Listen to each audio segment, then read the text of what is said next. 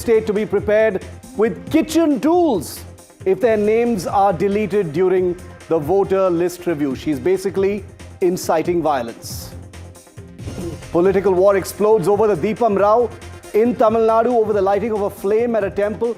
The RSS chief has waded in, says Hindus can resolve the issue. The DMK in Congress hit out, says it's toxic Hindutva politics. Hema Malini hosted a prayer meeting today in Delhi for the late film icon and her husband Dharmendra. Home Minister Amit Shah attended along with top ministers and Hema's own family members. On our show tonight, in the wake of NDTV's relentless coverage of the entire Goa nightclub fire and the Luthra brothers who escaped just 90 minutes after that fire in their nightclub killed 25 people, I am going to show you facts that's going to make you even angrier. If you thought you couldn't be angry enough about what these two brothers have managed to do to the entire Indian system, buckle in for what I'm about to show you tonight on India Matters. And at 8:30, I'm going to be asking, is the compensation that's been announced by Indigo, a paltry sum to all of its passengers whose lives were completely destroyed by the crisis a few weeks ago, is that enough? Are they taking shortcuts? Are passengers getting shortchanged? I'm asking that question. Is the government going too soft on Indigo? That's our other story tonight. Let's go to the big breaking news we're first tracking tonight. Just one single week after Prime Minister Modi hosted the Russian president in Delhi, Prime Minister Modi has spoken to President Trump of the United States over the phone in what is being described as a warm exchange between the two leaders after a year that can only be described as turbulent between India and the United States. Prime Minister Modi is said to have spoken to Donald Trump, where the two leaders reviewed the global strategic partnership between the two countries and exchanged views on expanding cooperation, very importantly, in trade, critical technologies, energy, defense, and security. Both leaders agreed to work closely to address shared challenges and advance common interests. The telephone conversation with Trump lasted about 20 minutes, where the two leaders reviewed progress in the India-US comprehensive global strategic partnership. I want to go across to NDTV's Aditya Raj Kaul for more on this. Aditya, very interesting and representative in many ways of India's incredibly unique foreign policy. A lot of people were looking for blowback from the United States. Very clear that India is taken perhaps more seriously in a polarized world than most others. A week after the Putin summit in Delhi, a very warm conversation between Modi and Trump.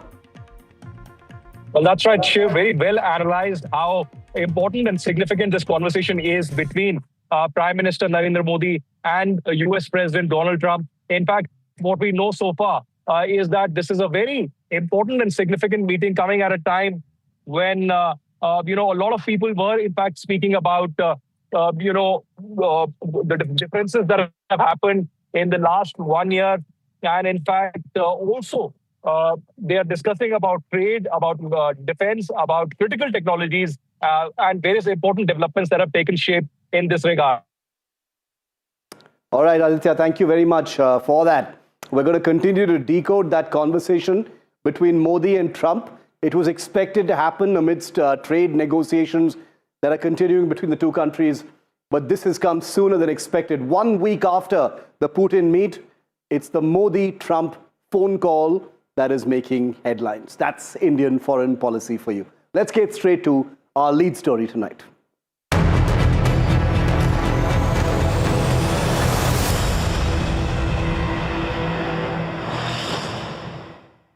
If 25 people had not died on Saturday night, the Luthra brothers would still be regarded as upstanding citizens of this country by their friends, their colleagues, their families, their employees, and their followers.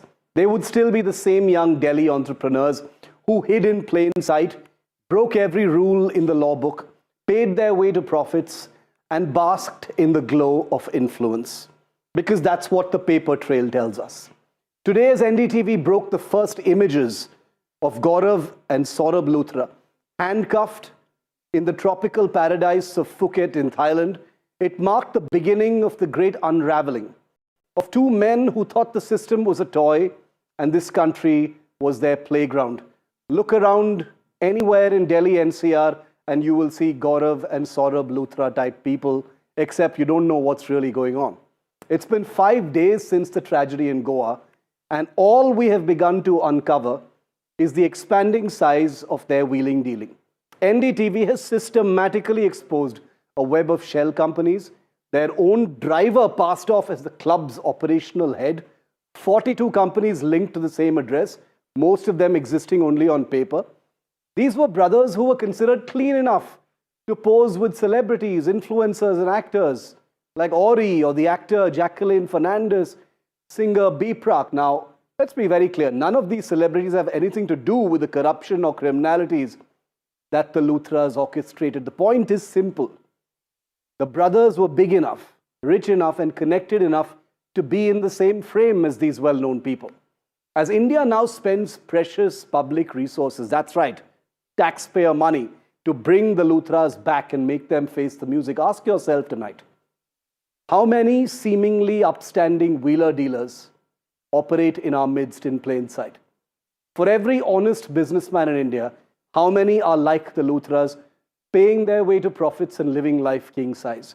What does it say about a system that allows them to sleep peacefully, show no remorse, book their tickets 90 minutes after 25 people die on their property, and then expect sympathy from the courts when all this comes crashing down?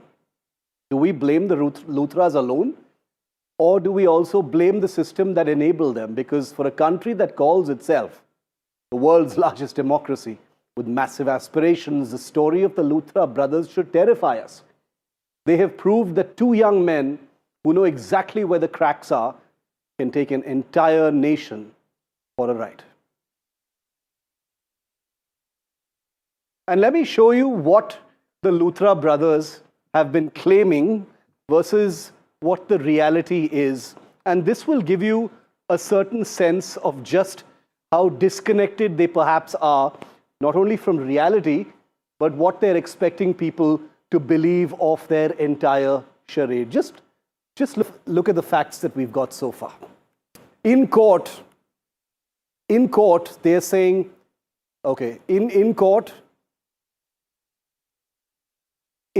they're saying we are humans too. In reality, they say they ran away as the staff and guests actually died in their nightclub.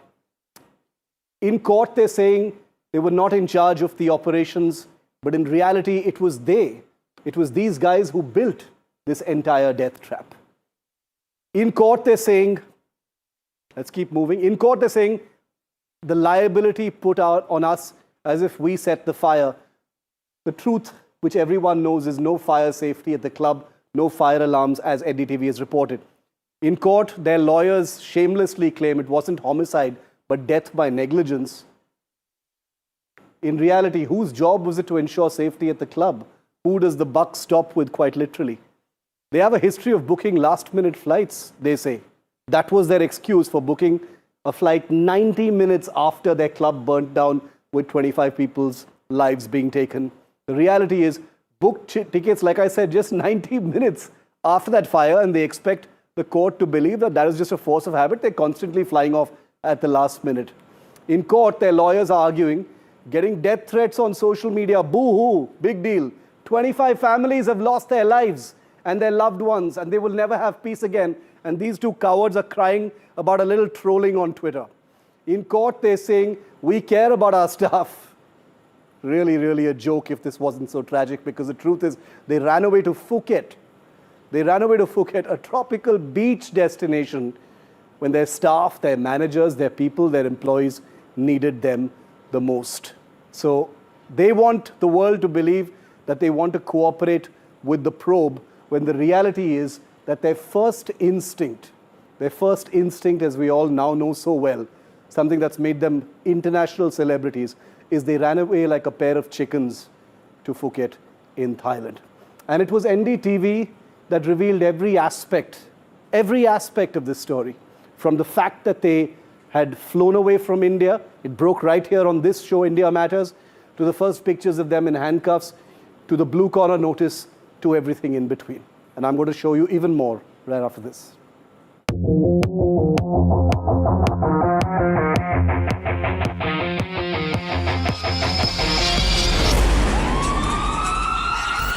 Terrible nightclub fire that killed 25 people in Goa on Saturday night. 3 suspended officials responsible for issuing permits and licenses to the Burt nightclub. A massive blaze, 25 dead, and a transnational manhunt for the coward Luthra brothers who fled the country as their staff and guests were burnt alive at their Birch Club in Goa. The owner of this entire club has been absconding for a very long time. NDTV has reached one of the club in the national capital, which is in Defence Colony. Property that is owned by the Luthras. NDTV is the first channel that has managed to reach here. Since the Goa club fire, NDTV relentlessly pursued the hunt for the Luthra brothers, Gaurav and Saurabh. Tracking the investigation and their whereabouts as the brothers evaded responsibility and arrest. Even as the system patted itself on the back with action against small fish, some hotel staff and government officials, NDTV kept the focus on the real villains of the piece, the Luthra brothers, who built the tinder box called Birch and vanished after the deadly fire. NDTV's continuous pursuit of justice for the fire victims kept the heat on the Luthras and agencies on their toes. The Delhi-based businessmen owners of the Birch nightclub in which 25 people were killed on Saturday night. As the country and agencies wondered where the Luthra brothers were, NDTV was the first to report that the cowards had fled to Thailand. Spotted at the airport in Thailand. That news break by NDTV set the agencies in motion as Goa cops moved to get an Interpol notice against the absconders and the MEA moved to cancel passports. NDTV is also the first network to report live from Thailand. Phuket immigration have told and they had approached the immigration counter close to 11:30 Thailand time. On Tuesday, after NDTV confirmed that the Luthra brothers were indeed in Thailand, and we showed you first images of Gaurav Luthra from the Phuket immigration counter. Those are the first images coming in, exclusive images here on NDTV. On Wednesday afternoon, NDTV broke the news of Luthra's detention in Thailand, a day before other networks had any whiff of the news. From the detention center in Phuket, Saurabh Luthra there that you can see on your screens. As the Luthra brothers moved court for anticipatory bail, playing victims and claiming that they were in Thailand for work. In the most cowardly fashion, hiding in Phuket in Thailand. Why are they not here in India? They clearly NDTV burst their lies and reported that the Luthras had in fact booked their Thailand tickets just 90 minutes after the Goa club fire. So much for their claims that they cared. 90 minutes after the fire broke out, these two brothers were sitting on their laptops booking tickets. On Thursday morning, the MEA cancelled their passports and paved the way for their detention by Thailand cops. Now, the Goa police also asked the MEA to cancel the passports. NDTV brought you the first images of the brothers in Thai police custody and reported live from the detention center. Now these are the pictures, the ground pictures that we are giving you just outside the Phuket immigration. NDTV's relentless focus on the absconders and pursuit of justice for fire victims kept the system on the move and ensured that the Luthras land where they belong, behind bars. An NDTV Bureau report.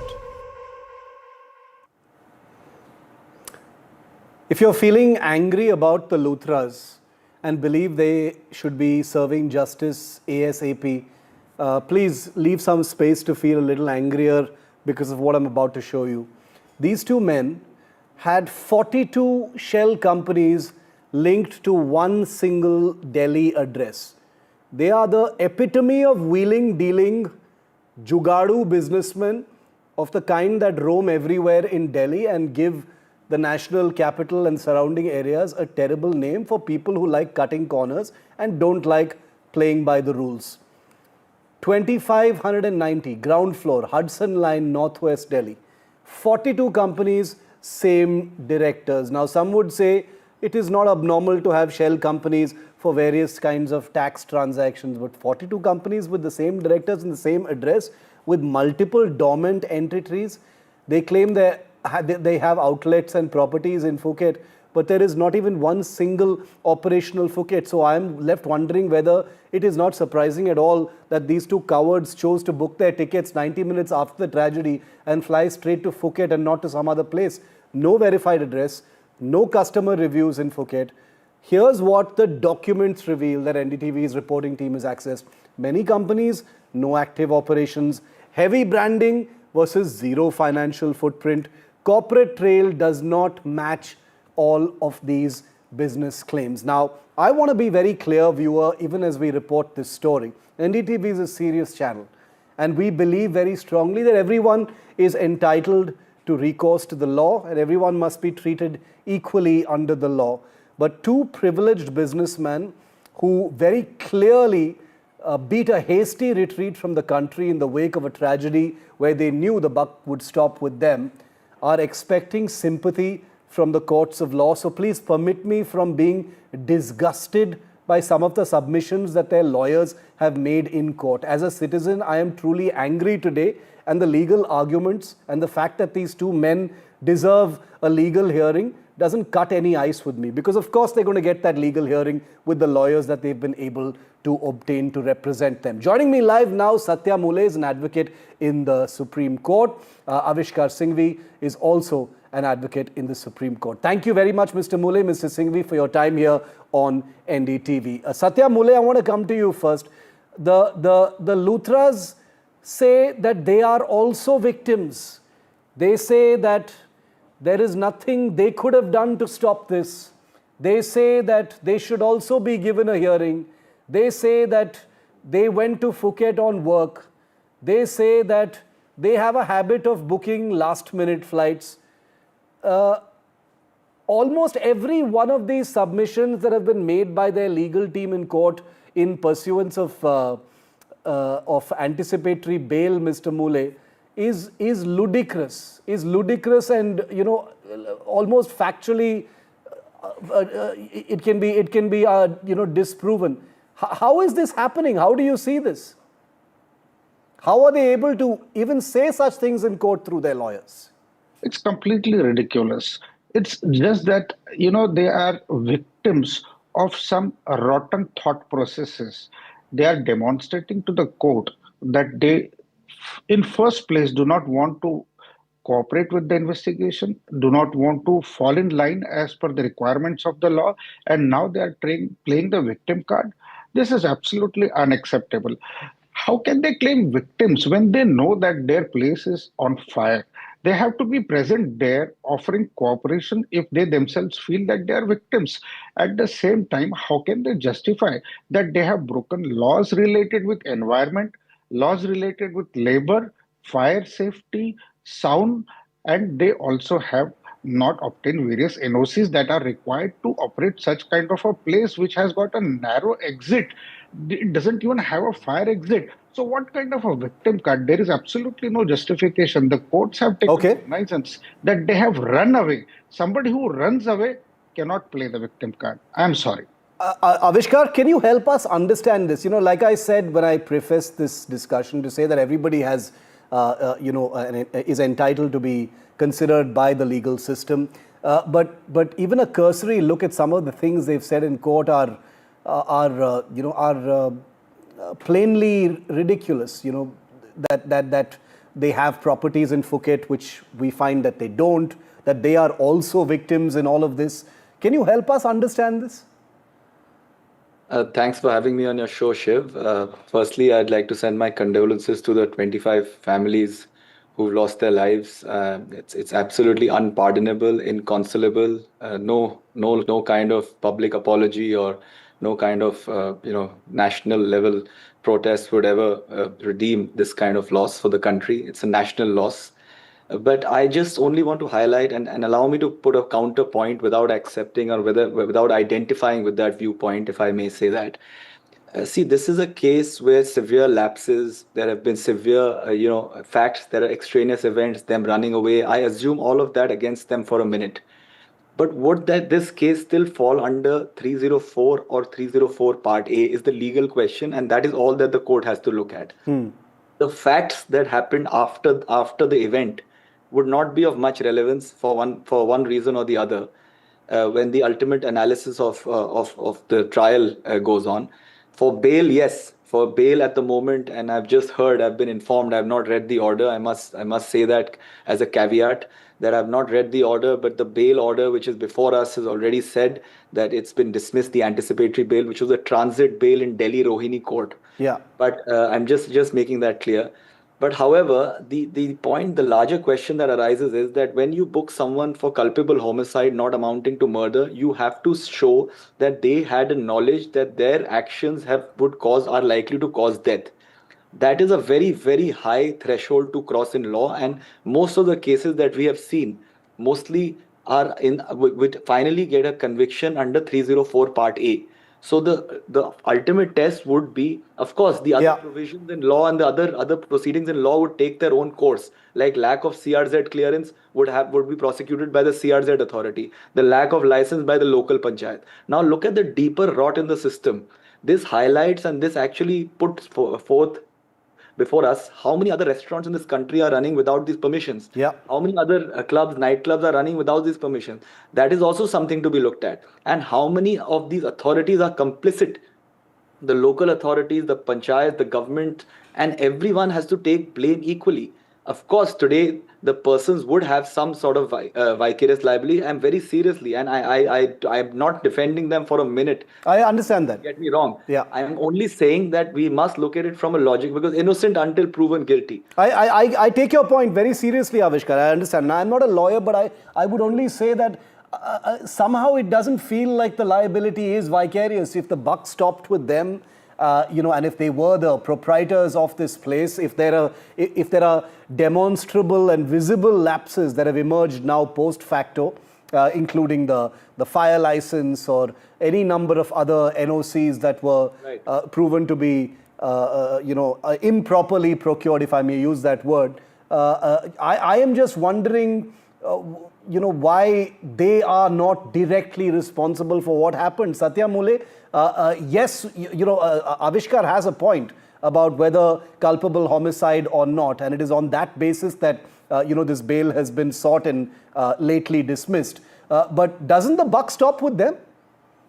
Yes, of course. See, culpable homicide not amounting to murder has got certain ingredients for the offense to be satisfied in the eyes of law. And one of them is contributory negligence or willful disobedience of law.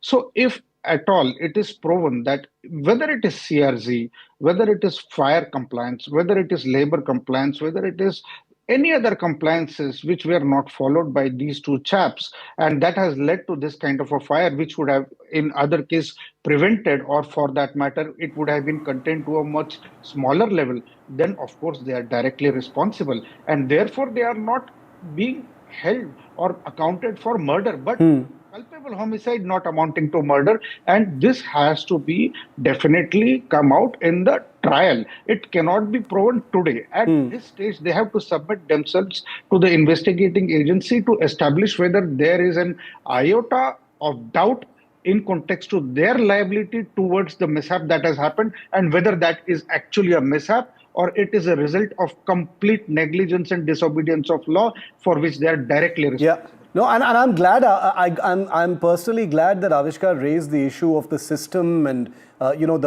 the infrastructure in Goa itself. I did a full show yesterday, Avishkar, and I will send you the link in case you missed it, which was about precisely this, about the mafias that run and practically force businesses to operate in this way. So make no mistake, this isn't about the Luthras alone, but since it is the Luthras who own that nightclub and they have suspiciously made away from the country 90 minutes after that tragedy went down, one is constrained to wonder whether the legal system will take a dark view as it were, of their actions after this tragedy. The fact that they went away, the fact that they're making these excuses saying that this was a work trip, the fact that they, booked tickets at the last minute as a matter of habit. Well, do these things sort of come up for consideration at all?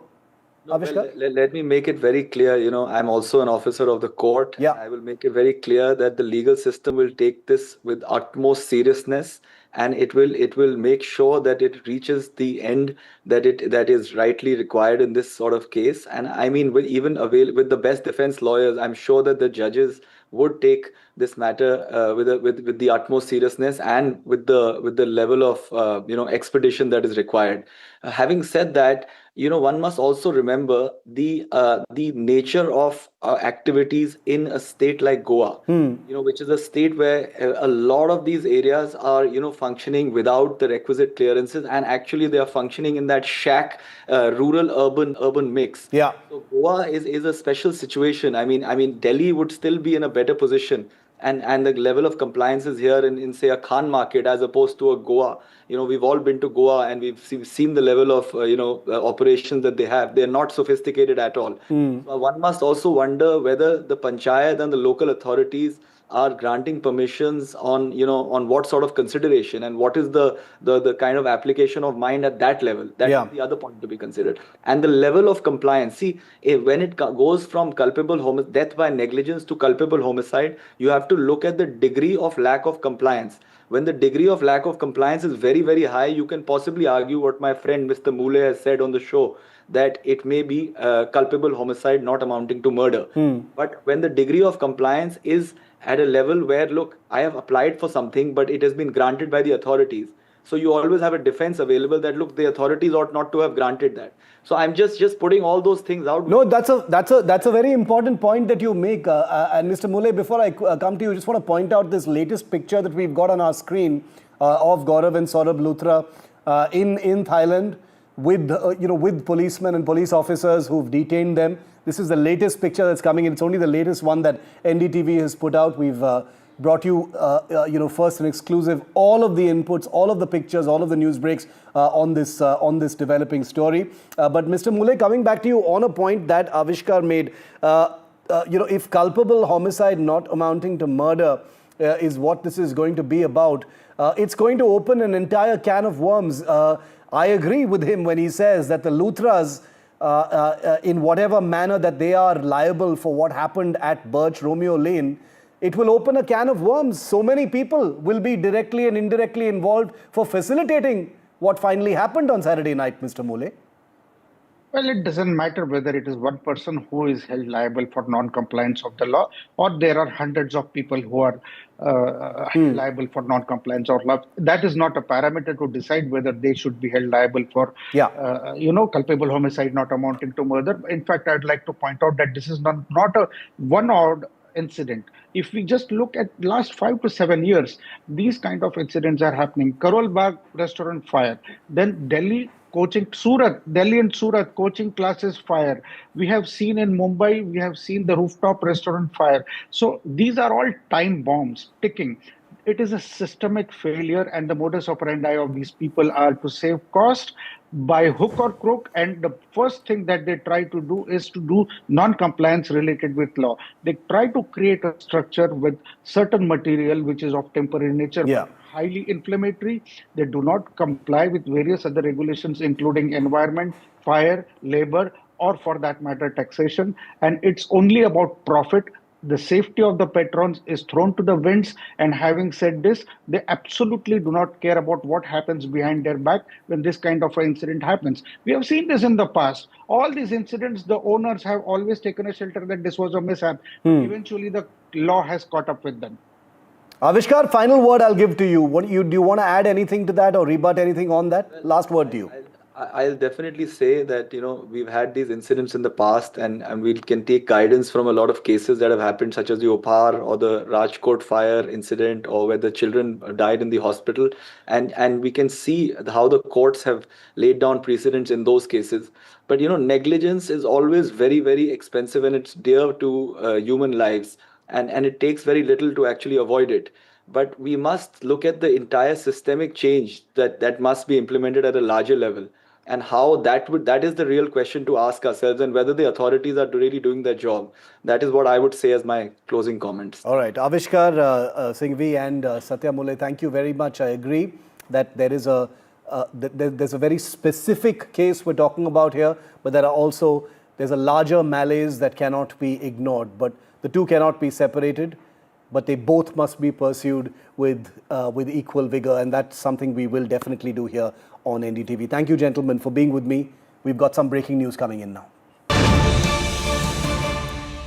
Okay, the news coming in is Indigo's Chief Executive Officer Peter Elbers has been summoned by India's civil aviation regulator, the DGCA, to appear before its committee on the 12th of December, that's tomorrow, for questioning over the recent large-scale flight disruptions and cancellations. I want to bring in NDTV's Vishnu Shom for more on this.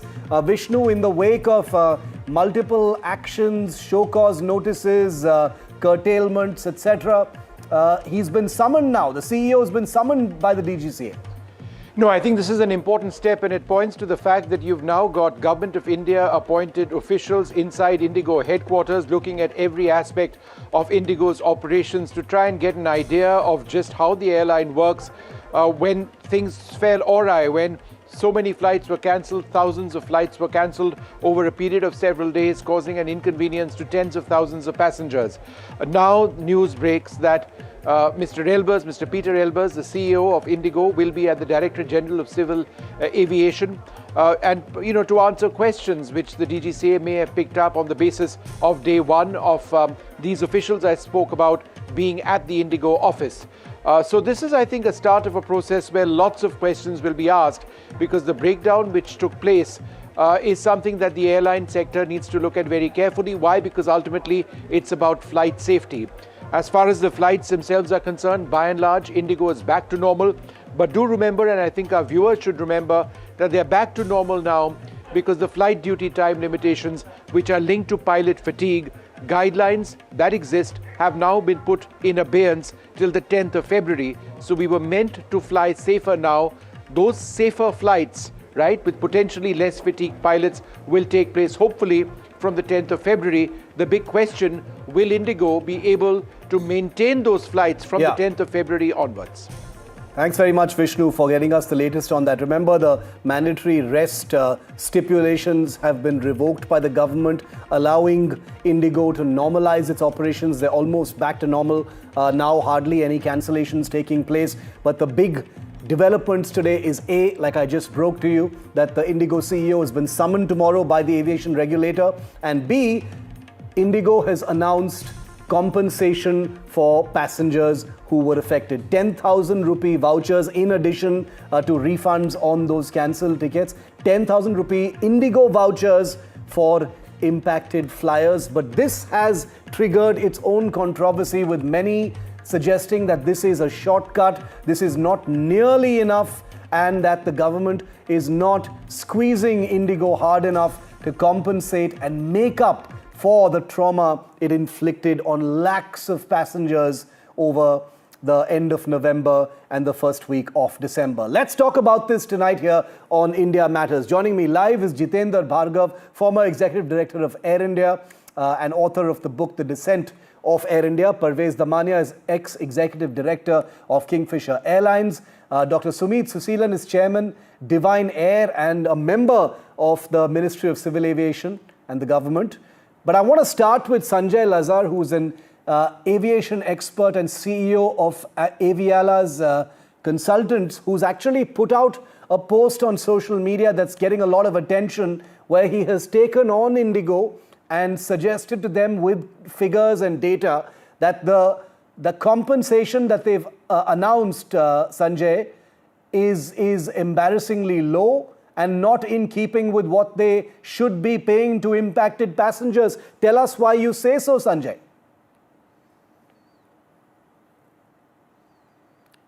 You're on mute, Sanjay.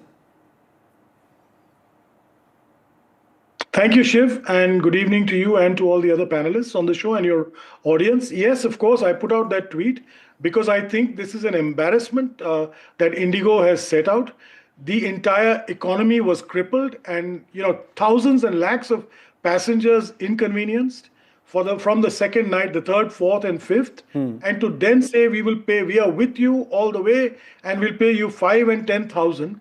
I mean, this is a scam. I myself had family traveling, and I actually have boarding cards. They took off. They were delayed in Bangalore. They got mixed with another flight, flew to Pune, overflew, diverted to Mumbai, disrupted flight, led to, wheelchair passenger abandoned at Mumbai, made their way back. Now they were not eligible as per the sheet when they tried to log on, because now Indigo has changed that flight from a Bangalore-Pune to a Bangalore-Mumbai. I have another group of 50 passengers who contacted me from Ahmedabad to Pune, traveling for a wedding, booked tickets at 5,500. Indigo didn't take them on their flight, but the next flight was, it was two flights mixed. They didn't take them. They bought tickets on Akasa at 28,000 each. Is this a disrupted flight, delayed flight, or a cancelled flight? From 5,500 to jump to 28,000. I'm getting WhatsApp messages and DMs that people have paid 60, 70,000 on the second, third, fourth, till the caps kicked in. So what is Indigo doing? Unfortunately, India has a weak passenger charter that is, probably it's not worth the paper it's written on. Okay, let's get a word in from the others as well. Mr. Bhargav, what do you think of this compensation amount that's been announced, sir? And the contentions that are being made by Sanjay Lazar, saying that this is nothing compared to what it should really be. Mr. Bhargav. I'll be a little different from what Sanjay has said. Number one, it's a welcome part that the hardship faced by customers at the airport has been recognized. And for the first time, you're having an airline offer compensation over and above what is stipulated by DGCA in such circumstances. Yes, no compensation can be enough because it's a relative term. As Sanjay narrated, that there are people who traveled by paying fare of 50,000 rupees, and if you give a 10,000 rupee travel voucher, it's certainly not adequate. But when you look in the totality of it, you look at the kind of quantum of money that we are talking about, number one. Number two, I don't want this to be a fine print reading. The message says severely impacted passengers will be given travel vouchers. Now, they can certainly eliminate a whole lot of people into this, number one. Number two, the second point is they should treat this travel voucher as money and not put in stipulation that this can be encashed or redeemed in a lean season and not in peak season when you really want to travel. True. There are certain things that the government will still have to act on. Okay, this is a voluntary offer by them, over and above what DGCA stipulates. But government must still exercise its authority and say, look, these are the things required. Because what are we looking at? An abject lesson given to Indigo for what they have done on the 3rd, 4th, and 5th of December. Flights being cancelled recklessly, unplanned thing, and it's all deliberate, as the minister very rightly said. It was an avoidable situation. They did not take requisite action. While very rightly said, the chief CEO has been summoned by the ministry, well, let more action follow. Because the passengers were really maltreated, mistreated at the airport. The scenes we witnessed at the airport have never been witnessed by anybody in the past. The quantum, the number of people affected, and the reason. And as we all know, even as the flights were being cancelled, DGCA was booking people on those cancelled flights, giving boarding cards, which means they went totally wrong on every aspect. So one is, of course, the compensation. And I fully agree, compensation could be... Parvez Damania, how do you see the compensation aspect of it? Some harsh words have been used by the Civil Aviation Minister today as far as the Indigo CEO is concerned and what action could be coming up. He's been summoned tomorrow by the DGCA. But on this aspect of compensation first, what's your view, sir? First and foremost, it was very bad planning what happened. But I don't think in any way, I never think that Indigo planned such a thing. I think it just went out of hand. The whole thing was not planned or something like people are saying. Second thing, it's good that on their own, they've announced that they will compensate, apart from the loss, an additional 10,000 rupees, which is a welcome step. Now we have to see what the minister decides. But I think now it's time to put things behind and start all over again. Because I think the story is going on and on and on and on. I don't think any company would deliberately do something this stupid and hurt themselves this badly. They've also suffered, and I think people are saying things were handled very badly. I agree with you. But at the same time, I don't think the airport staff had any option or they had anything to do with this whole story. Yeah, okay, I know your point is taken, sir, but I would differ slightly when you say that they didn't plan for this. I'm sure they didn't plan for this or want this, but one cannot deny that there is a certain degree of corporate arrogance that has led to this entire situation. Certainly, a company that dominates 60% of the market share and is the 9th largest airline in the world, India's biggest, I agree with you. couldn't have planned for such a thing and allowed such a thing to happen. They should have been able to foresee it. They should have played by the rules. They thought they didn't need to play by the rules. If we were so concerned that at the time that the growth was growing at this speed, the government should have said no company. 100%. That I agree with. All I'm saying is I don't think we should be so light on Indigo. They, they should be called to book for what has happened. And I have been thinking all day today. I've asked my colleagues, I've asked some experts, can we put a figure on the economic damage that's been caused by this entire crisis between 25th November and December 11th? I've even asked some AI models for a figure, and I've come from everything from 4,000 crore to 7,000 crore. I don't want to be irresponsible and put out those figures, but I don't think people are fully appreciating how many lives have not only been impacted, but probably destroyed. The course of people's lives in their thousands have changed because of missed flights, and we are still not getting that full picture. So, Dr. Susilan, tomorrow when Peter Elbers, the CEO of Indigo, presents himself before the DGCA, there's a lot of public anger, but due process must happen as far as this is concerned. This is a big company. Everyone realizes that if anything happens to this company, it will be disastrous for India's economy as well. But what would you say is going to happen when Mr. Elbers presents himself tomorrow in front of the DGCA? What should happen? Good evening, Shiv. See, this is not the first time Peter is coming to DGC office now. This is going to be the second time after the incident. And this time he is coming with all the reports. This time we had summoned him to come with all the reports because now we had officially put around 20 officials from DGC office in headquarters of Indigo. All the documents are searched. We had checked what all things had gone wrong. Now Peter is going to come with all these things to office and going to give all the reports. So we will come to know what is the real picture about this, why entire thing happened. But now we have to understand, this is not, we know the public has faced a lot of problem, but Indigo had so far returned more than 1,000 crores to everyone. And the amount, definitely the vouchers which they are giving, 5,000, 10,000, is not the amount which a ministry is expecting them to give. It's going to be way too big amount which they will be compensating to every passengers who are flying with Indigo. Definitely these 3 days had given a lesson to the entire aviation industry that what steps have to be taken. And I'm pretty sure the lessons which they are going to get, because they already got the hit of 230 sectors. 230 departures is going to head because totally they have around 2,300 departures now. Out of which around 230 is going to get hit. It's a huge loss for them. That to be the sector which are very lucrative. If you say, take an example like Bombay, Delhi, Bombay, Bangalore, these are most profitable sector for them.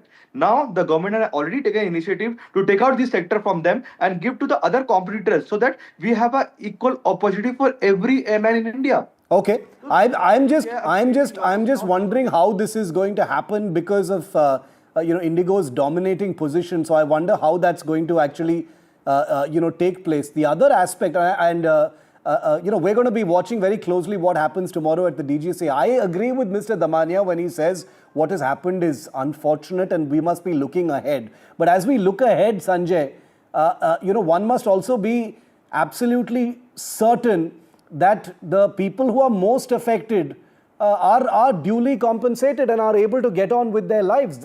Indigo is a large company. Surely the minimum expectation will be that people are able to find some closure to the traumas of what has happened in this time. You're on mute, Sanjay. Again. Absolutely, Shiv. And for that reason alone, I believe Indigo is a great company. It is. In the gold standard of, very sharp operations. But a lesson must be set which will go across for all airlines for all time to come. Let's not forget, if you read the investor readouts made to the stock exchange by IndiGlobe, by the CEO and CFO, not even, on November 4th and 21st May, they said FDTL is not going to affect us. So obviously they had either not done their homework or there was incompetence. The second thing is they stopped recruitment of pilots. So there are some missteps they took, which need to be corrected. Also, these officers going to the DG to their office, let's understand what the FID is. This was the original idea, that you have single officers who inspect all these airlines. They've obviously not doing it all these years. So I hope the DGCA gets its house in order. I hope the Civil Aviation Ministry brings out a new passenger charter which takes out all these grey areas, as Mr. Bhargav rightly pointed out. Those who suffered extreme, problems during this time. No, it's got to be cut and dry, clean, black and white lettering. This is the compensation you will get. Yeah. Let it be on par with Europe. I agree. Much as water has flowed under the bridge, let's move on. But let's move on with a clean slate, and clean business practices, very important. That has not been the case. Some strong airlines have always muscled their way in the last 30 years, I've seen, whether it was Jet earlier or this airline now. You've always had, East-West. You had problems where people get too familiar with the executive. You need to stop all that. We need to clean house. Okay. I'm telling you. Mr. Bhargav, what to you would be an acceptable outcome, that moves this forward once tomorrow's meeting takes place? Like Mr. Suseelan said, Dr. Suseelan said, there is an embedded team that the DGCA is appointing to sit at the Indigo headquarters and look into all their functions and operations. Tomorrow, Peter Elbers will meet with the DGCA. He's been summoned. What is an acceptable outcome to you, sir? Okay, I'll just preface it by a simple comment that Indigo has had a remarkable 19 years past history of being run professionally. Yeah. Having said this, when the minister meets the CEO, when the DGCA authorities meet, they should keep it simple. Question number one, when did you discover that you were short of pilots and why? Answer this question. Number two, if you knew that the pilots were in short supply, you couldn't have maintained your full schedule. Why did you not truncate the flight schedule rather than keep the flights going at every airport in the country and creating a mayhem for the passengers? I'm surprised that the Indigo's response to the show cause notice by DGCA was that we need 15 more days to identify the reason why the mayhem at the airport took place. It's an open and shut case on where they went wrong. Because prior to December, 1 month in November, let me share with you, 1,200 flights of Indigo were cancelled. It was unprecedented.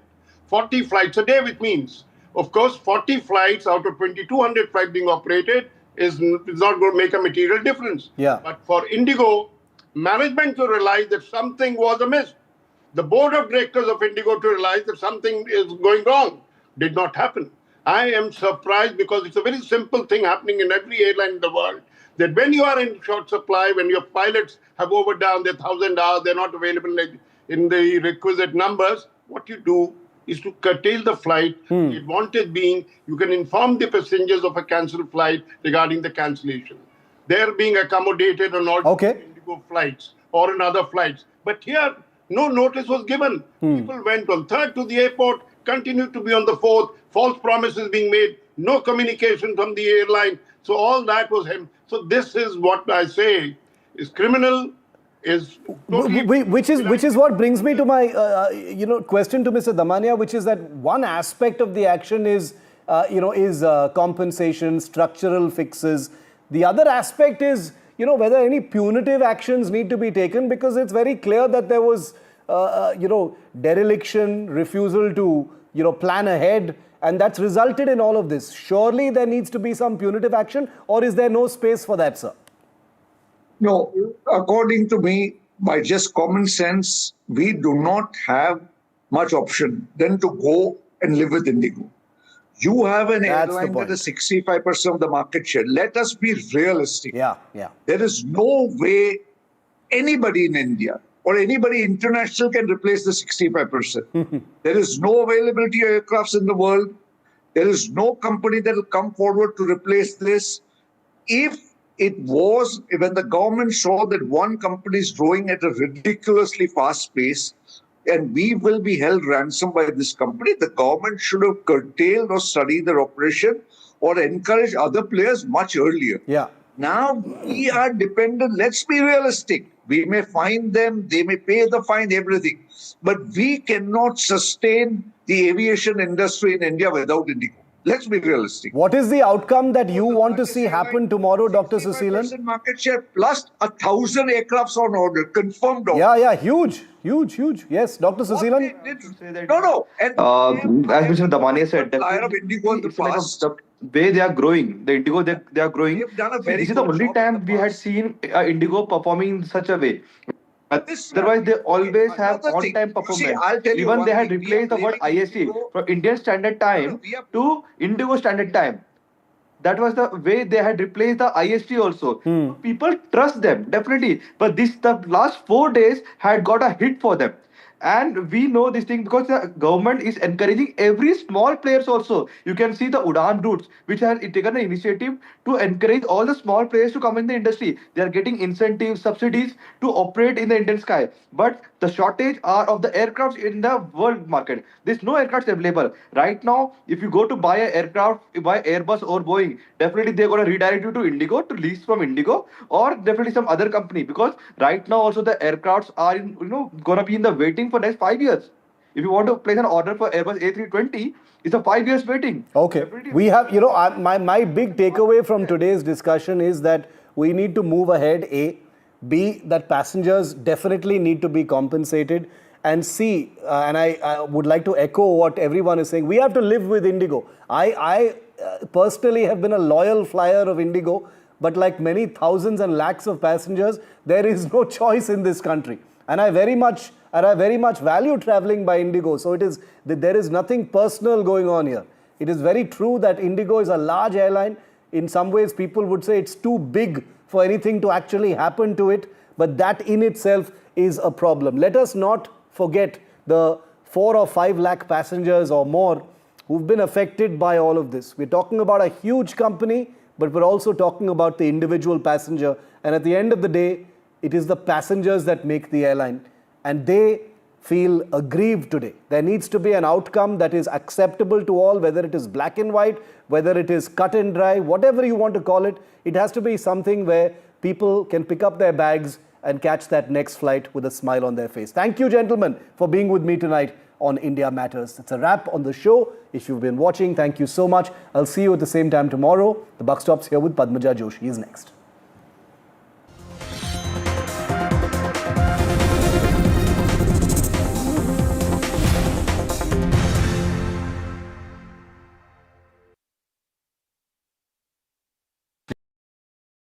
ये आपकी रक्षा के लिए और ये आपकी रक्षा के लिए। अरे ये क्या है? ये आपकी रक्षा के लिए और ये घर की रक्षा के लिए। न जले न पिघले, घर घर को सेफ बनाएं। अपार Anushakti fire protect wire. I just feel very privileged in the film industry, an industry that I'm extremely proud of. I'm honored to receive this prestigious award. I feel overwhelmed that the NDTV has chosen me for this very special award. Thank you so very much. This means a lot to me. It's a great honor and a great privilege. Really blessed to get this, and I'm really happy. This is one of the few moments I'm going to be humble, so please record this properly, guys. आज का दिन सबसे पहले जो foot soldiers, जो presiding officers और जो team है उनको सेलिब्रेट करने का है। And the NDTV Indian of the Year Award 2025 goes to NDTV Indian of the Year 2025, 19 December, New Delhi. Ideas, inspiration, impact.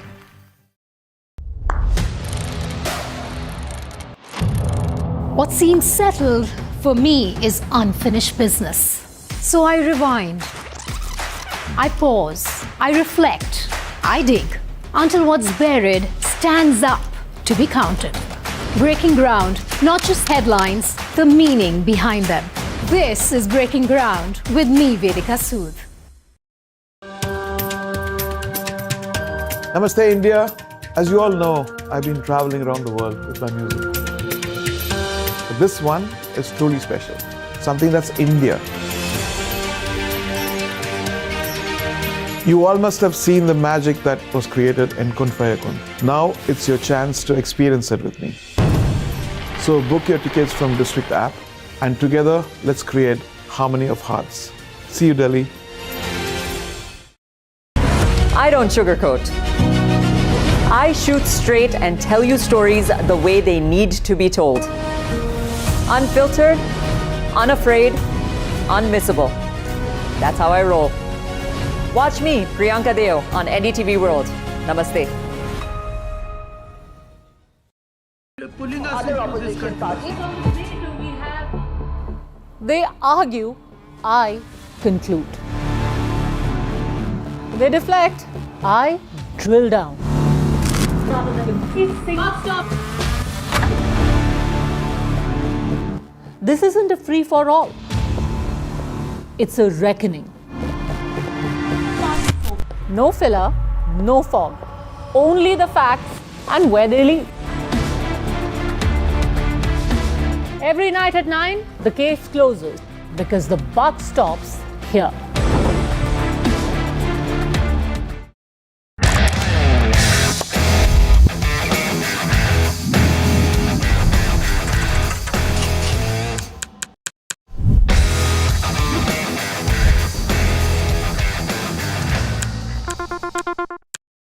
Across the country. He has tracked the pulse of power from Washington to Korea. Witnessed history being made in global capitals and conflict zones. Brought clarity to complex issues of national security and international affairs. Aditya Raj Kaul, covering international affairs like no one else. Only on NDTV network. 21 days in Kashmir. People have bombarded me, friends, with requests for an unfiltered list of things I saw and observed on the ground. Very special ground report from the line of control. There were some children who've lost limbs in the shelling. They're now India's smallest but possibly the most powerful crime family. Cough syrup has killed at least 25 children. Gaikwad sahab, aise mat kijiye. Suddenly people are wondering about the weaponization of India-Pakistan cricket. We live and breathe elections. You will not believe your eyes or ears when I show you what I'm about to do. And for a country that has fought so many wars in the mountains and at high altitude. We're standing on the Indian Navy's newest warship. The line of control, Shiv Aroor, NDTV.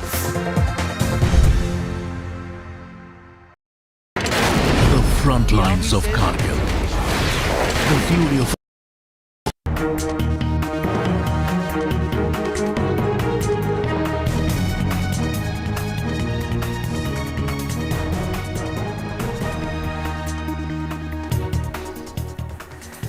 Good evening and welcome. Thanks very much for joining us here on NDTV. I'm Padmaja Joshi, and on every story that matters, the buck stops here. Hindu devotees continue to fight for their right to light the sacred Kartigai Deepam lamp at an ancient stone pillar on the Tiruparankundaram hill. And now, just as that controversy is raging, even as the opposition has moved an impeachment motion against the judge himself, even as the entire matter is now before the Supreme Court, RSS chief Mohan Bhagwat has also waded into this storm. Speaking in Tamil Nadu, Mohan Bhagwat asserted that the temple issue can be resolved within the state itself because organically Hindu mobilization will take place. There will be a Hindu awakening, and which is why an external, any kind of intervention is not needed. The RSS chief was speaking at the 100 Years of Sangh Journey New Horizons event in Tiruchirappalli, and he made it absolutely clear that this is something that people within the state are watching. If an escalation or if any other support is needed, that will be provided. But for now, the awakened Hindu in Tamil Nadu is enough. Awakening of Hindus in Tamil Nadu, I think it is enough to bring about the desired result. But if at all it is needed, the Hindu organizations are working in Tamil Nadu also. They will let us know, then we will think about it. But at present, I think the issue can be resolved here only on basis of the Hindus' strength in Tamil Nadu only. We will not need to escalate it. But one thing is pakka, that issue would be favorably for Hindus. In fact, within the state, trouble for MK Stalin's officials is growing. NDTV has accessed the December 9 order copy of the Madras High Court that directed the Chief Secretary and Additional Director General of Police Law and Order to appear before the court through video conferencing on the 17th of this month. The court, while hearing a contempt petition, noted a pattern of defying court orders by the Stalin government officials, citing previous instances of how court orders were repeatedly breached. Justice G.R. Swaminathan observed that such breaches could acquire a contumacious character only if it is willful. While the Stalin government and India bloc allies have submitted an impeachment notice with 107 signatures to the Lok Sabha Speaker seeking Justice Swaminathan's ouster, the DMK and its allies also lashed out at RSS chief support to the Deepam devotees. The DMK said that the RSS cannot shake or sway Tamil Nadu even if thousands of Bhagavats come, while their ally, the Congress, said that the RSS only wants to set the state on fire. They are completely ignorant of the kind of sensitivities and sensibilities that the state has. Yeah, they are fighting against the Hindus. That is what I say. Let Mohan Bhagwat say that when the Hindus living in Tiruvarangundram does something, other Hindus should not oppose it. Let him advise his own supporter parties. It is not led by Muslims or Christians. The lamp is lit by Hindus. As far as Tiruvarangundram is concerned, communities have existed peacefully there. And these outside elements are trying to introduce newer rituals which are not part of the normal practice of the faith. RSS का chief Mohan Bhagat ji माचिस लेके तमिलनाडु पहुंच गए आग लगाने के लिए और गांवों में घरों में नगरों में आग लगाने के लिए।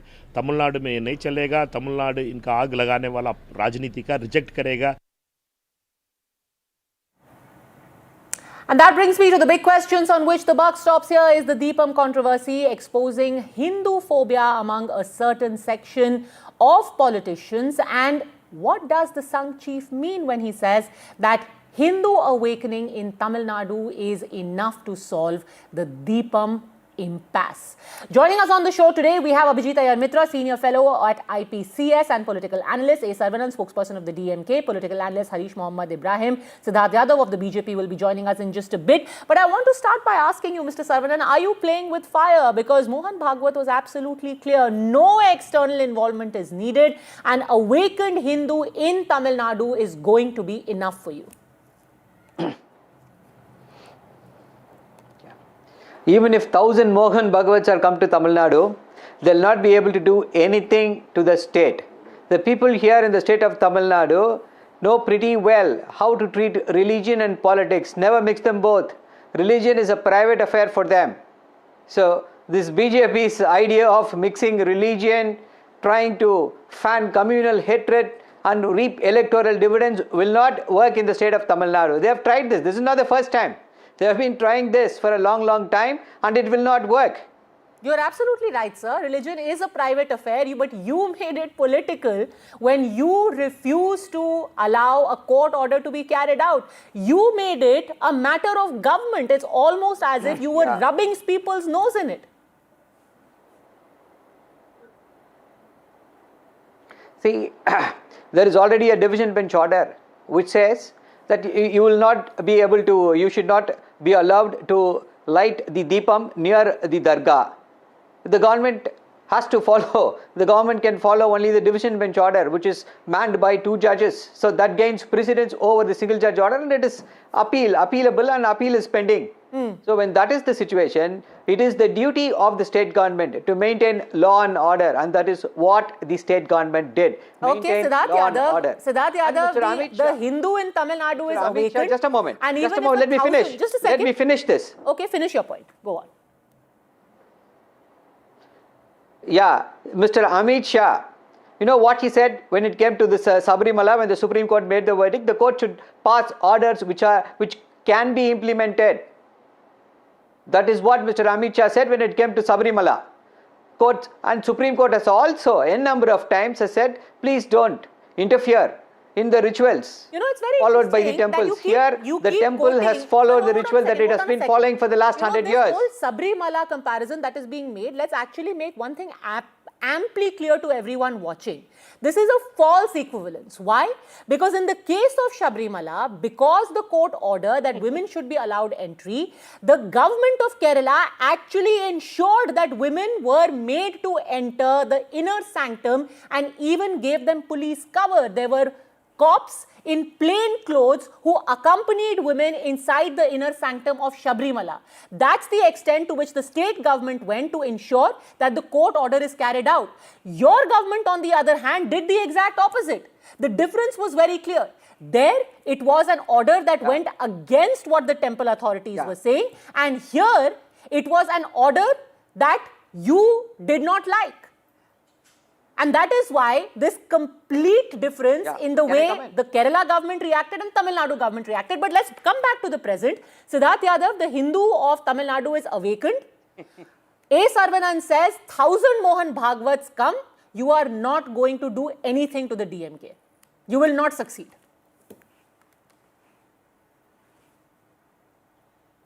No, I think, Padmaja, this is the arrogance of the DMK which is speaking.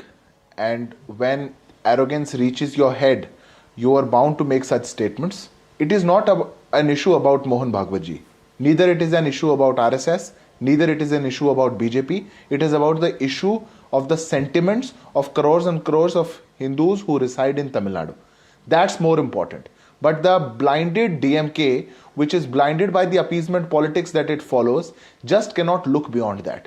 What they've done, what they try to do, and how they act in manners of orders coming from the courts as well, just shows their desperation of the appeasement that they wish to do. A court ordered that you have to follow.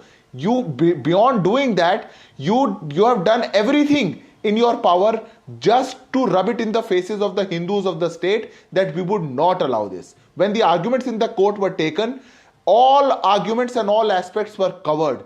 Everything was covered. It's a long-standing tradition. The status of the Dargah was not questioned, neither was going to be changed. But just because it would have given some joy to the Hindus, just because a long-standing tradition of Hindus would have been followed, the DMK cannot accept and digest that. That's the problem. Because this is the same party we have seen which has gone all extent, all out to defy anything just to show their appeasement. We have seen these parties speak about the federal structure, the judiciary in our country, and see what they do. A judge passes an order and all of them go together to mount pressure on the judiciary just so that judges in their state fear to give orders in favor of Hindus. Is that how you think you can run a state? But when we keep talking about those Hindu awakening, our central. I want to come back to this issue of Hindu awakening. Abhijit Iyer Mitra, the fact is that Tamil Nadu has got almost 88% of Hindus. The 88% of the population is Hindus.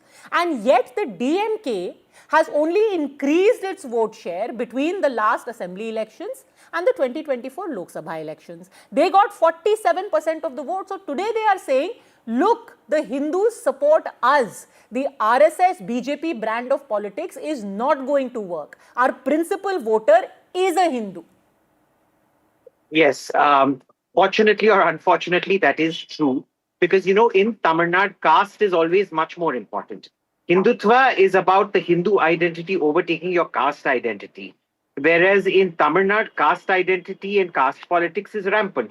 Every caste grouping has its own party, essentially. The thing that was said about the ADMK under Jayalalitha was that there was a Tevar mafia that had taken control of it and things like that, right?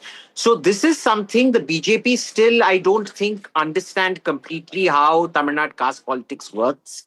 I don't think they respond to it enough. I believe the DMK abuses that position.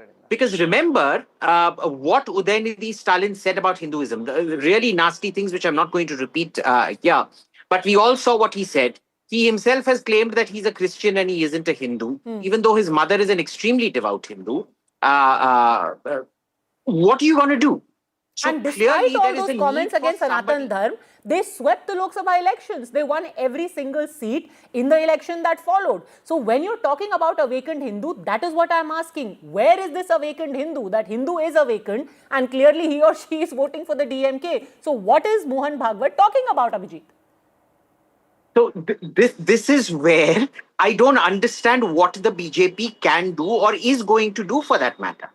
Because there are lots of Hindus who feel upset about it, but when it actually comes down to voting, the caste and the freebies actually end up mattering more than their Hindu identity. So, you know, the RSS is going to require a whole load of groundwork to be done. Now, remember, that is what Annamalai had wanted. He wanted the BJP to go independently for, 10, 15 years, if necessary, to build up that independent base. That isn't happening. The ADMK is in complete disarray between OPS and EPS and all of that. Where? I mean, where does the average Hindu go? Okay, where is your mobilization, Siddharth Yadav? Before I bring in Harish Ibrahim, Mr. Saravanan is sitting pretty. He's smiling. He's thinking he can say what he wants about Sanatan Dharma. They can, oppose the lighting of the Deepak. Can I answer? And yet they will keep winning. Let's get Siddharth Yadav on that. What is your mobilization, Siddharth Yadav? No, Padmaja, I accept your criticism. And I accept the criticism of whosoever who makes that it takes a very long time for Hindus to awaken wherever they awaken. But in the country we have seen, it's now a proven example, how much ever time it may take, the Hindus definitely, wake up and Hindus do respond.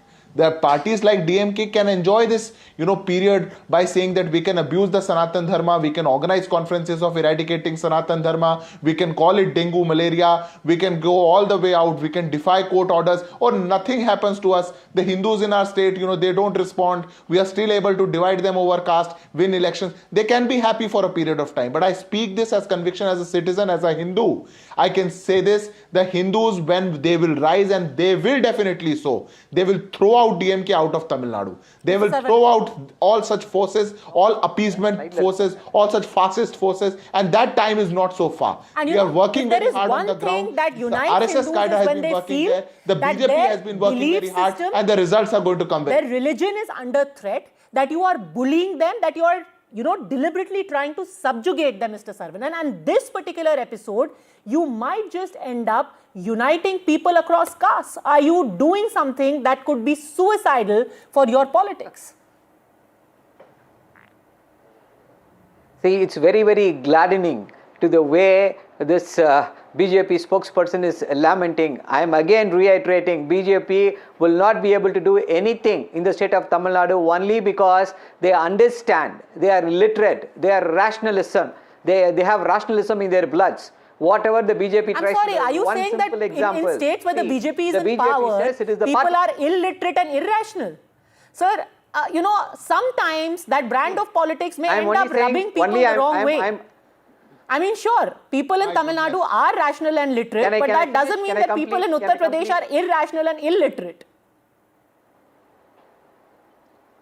Can I complete Yes. whatever I want to say? The BJP portrays itself as the savior of Hindus. That is utter false.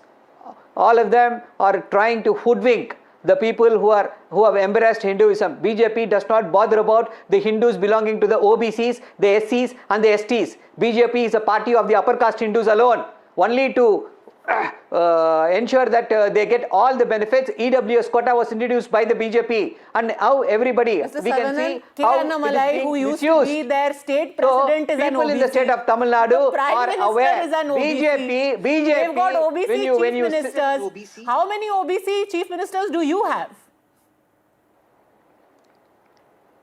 Yeah, yeah. So it's just symbolism and tokenism. We had a president. Why don't you who was make not a able to token go into OBC the Chief Minister? sanctum sanctorum of the temple? Why don't you make an OBC token Deputy Chief Minister? We have a president who is not invited. Who is no? Allow me to speak. Why do you keep interrupting me? Why do you keep Because interrupting sir, me you like said that it's an upper when I'm caste speaking? party. I am saying you are the backward party. Allow me to speak. Why don't you Can make I a ask you Dalit question? Chief Minister? Allow me to speak. I will allow me to speak. Yeah, we have a president who is not invited for the opening ceremony of the parliament. People in Tamil Nadu are worried about that.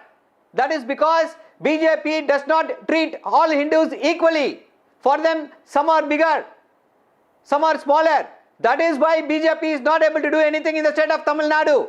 And everything else is tokenism. BJP practices this form of tokenism, saying that we have made him so and so, made that person so and so. But in terms of even entering a temple, BJP is Okay, very quickly, I think Siddharth Yadav and Abhijit both want to respond, then I'll bring in Harish Ibrahim. Welcomed in the parliament. Okay, very quickly. Of India. There is a lot of difference between what you say and what you practice, Siddharth I Yadav. understand. Padmaja, I understand the desperation from my learned friend from DMK, who just wants to divide Hindus in caste and show themselves as the saviors of the entire Hindu community. But you have been in this country for long now. You are not a party which was born yesterday. So all the oppressions that were happening on OBCs under UPA rule, which you have been a part of, why have you not addressed those? When reservations are given out of, when a minority reservation is given in Telangana, in Karnataka, and the rights of OBCs are snatched away, why don't you speak? Sir, I was not speaking while you were speaking. Have the courtesy to hear me out. Now you know that you are going to get exposed, so you have started shouting. That's your reality. When reservation was taken back from AMU, from Jamia Millia Islamia, why did not you speak? Out of 77 OBC communities in Bengal, 75 are Muslim. You don't utter a word. Your entire politics is of appeasement. You don't care about the OBCs, the SCs, the STs. You only care whatever, take everything from the OBCs, give it to the Muslims. That's what you do. And based on that, just because you can bank on that vote bank, you are able to say and divide the Hindu community in castes and say, oh, we are the saviors. These people don't. How many OBC CMs have you made? How many OBC CMs have you supported? When you were in the UPA, why did not you give the NCBC a constitutional status? And when we bought an NCBC a constitutional status in 2017, DMK opposed it. Why did you oppose it? Were you for the OBCs? You were not. You were just dividing the Hindus, banking on a vote bank, appeasing the Muslims, and you have set this entire social engineering for you to win in the elections in Tamil Nadu. That time is long gone. You know, Mr. Sarvanan, and I want to bring in Harish Mohammed on this. It is very easy to keep trying to fan this caste divide. Since we spoke of Dalits and OBCs, I want to quote what VCK General Secretary, not the BJP, not the RSS, VCK General Secretary D. Ravi Kumar said this November.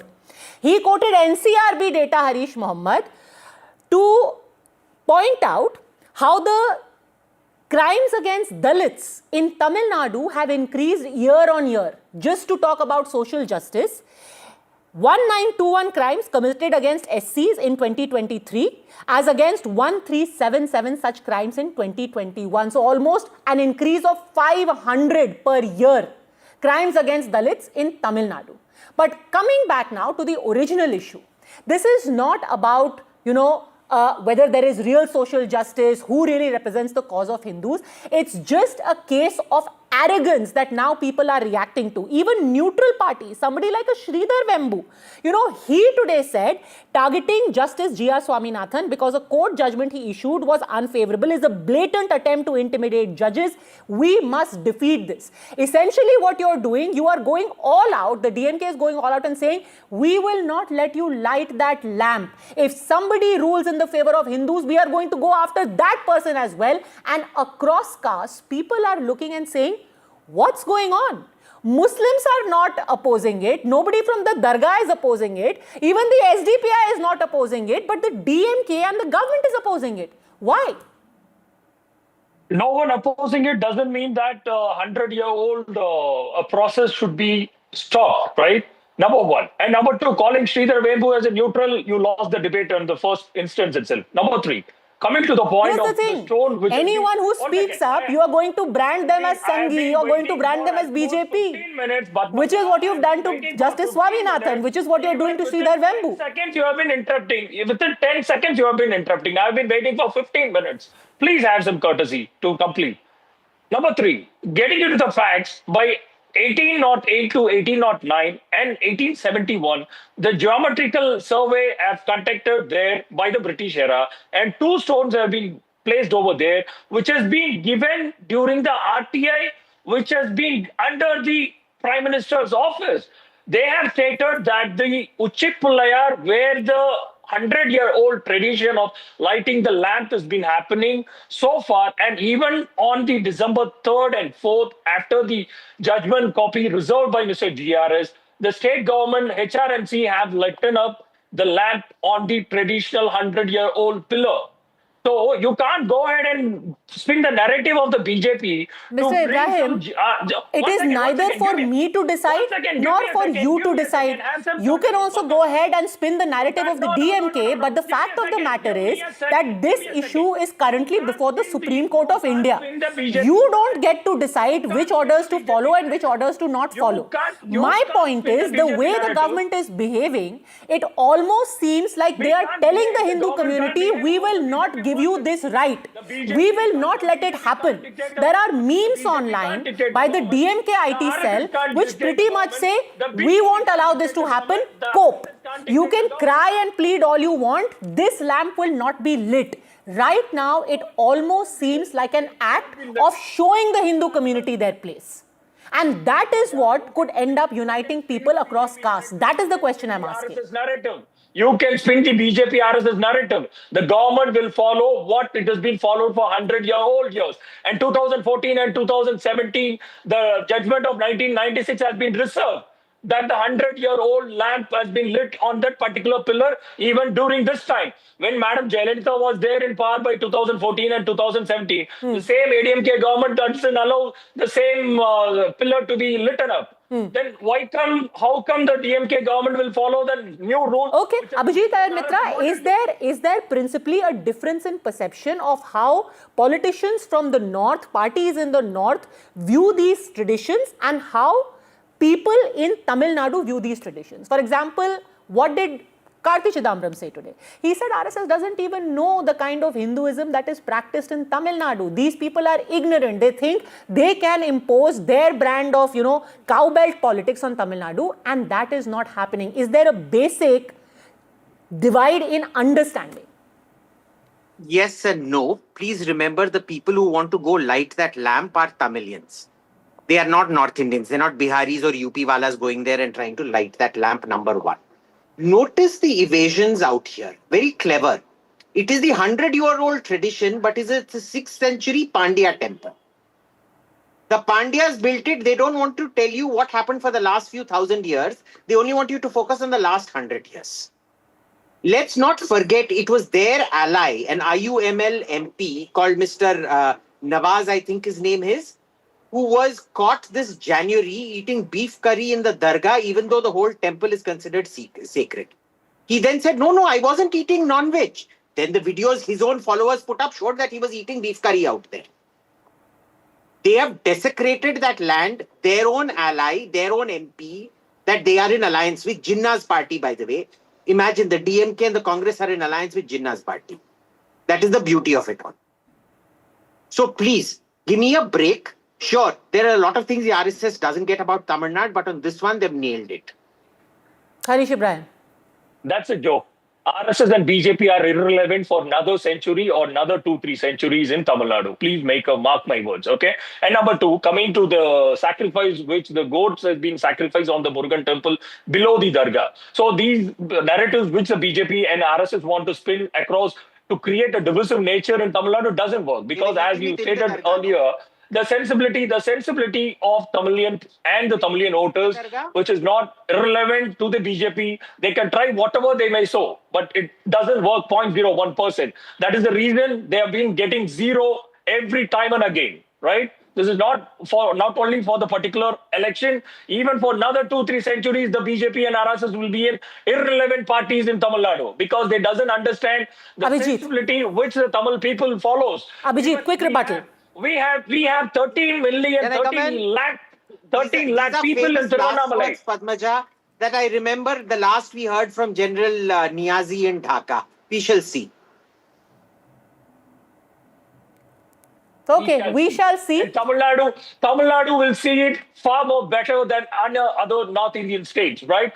Tamil Nadu will make sure you to run for your life. The BJP and RSS, take it from here. You will run for your life. So violent. But again, if you try to create, violent. To create a divisive politics, Is it any surprise that the flag is the same color as the you guys will run for your life if you try to create a divisive politics. He's threatening your national TV.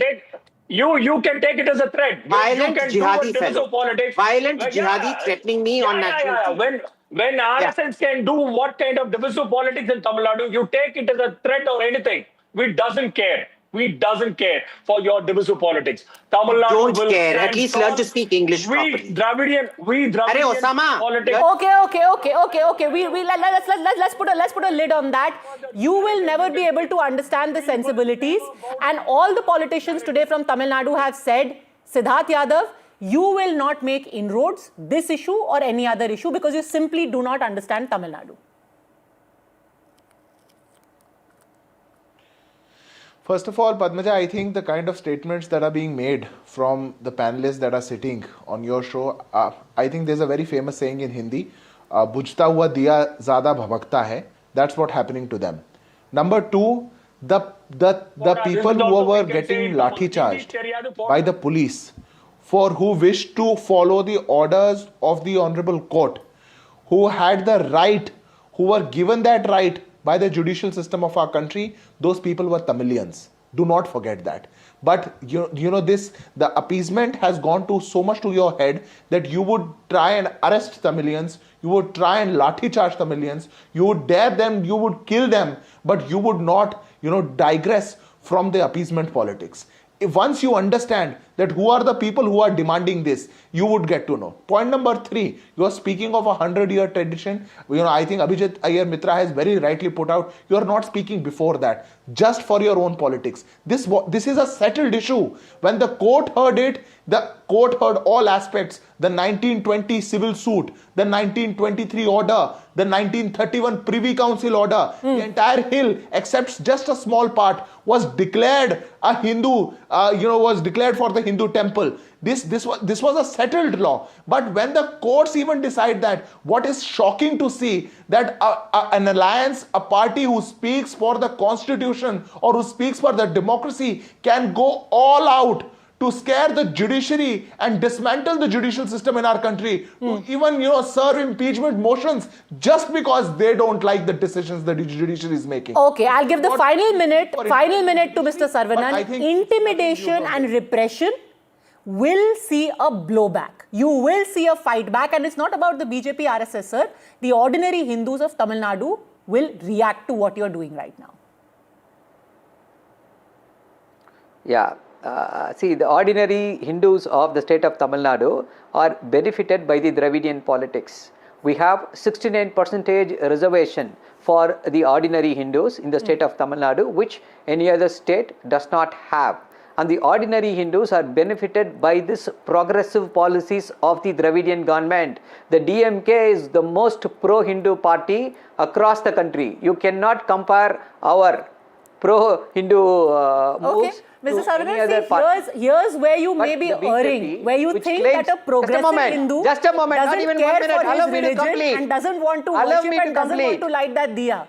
You could be progressive, you could still be availing of your reservation, and you could still want to pray in your temple. That's where you are wrong. That perhaps people who care the most for their religion come from the various communities, come from the strata which you think care only for reservation. I'm going to leave it at that. More importantly, there cannot be a government deciding who gets to pray and who doesn't.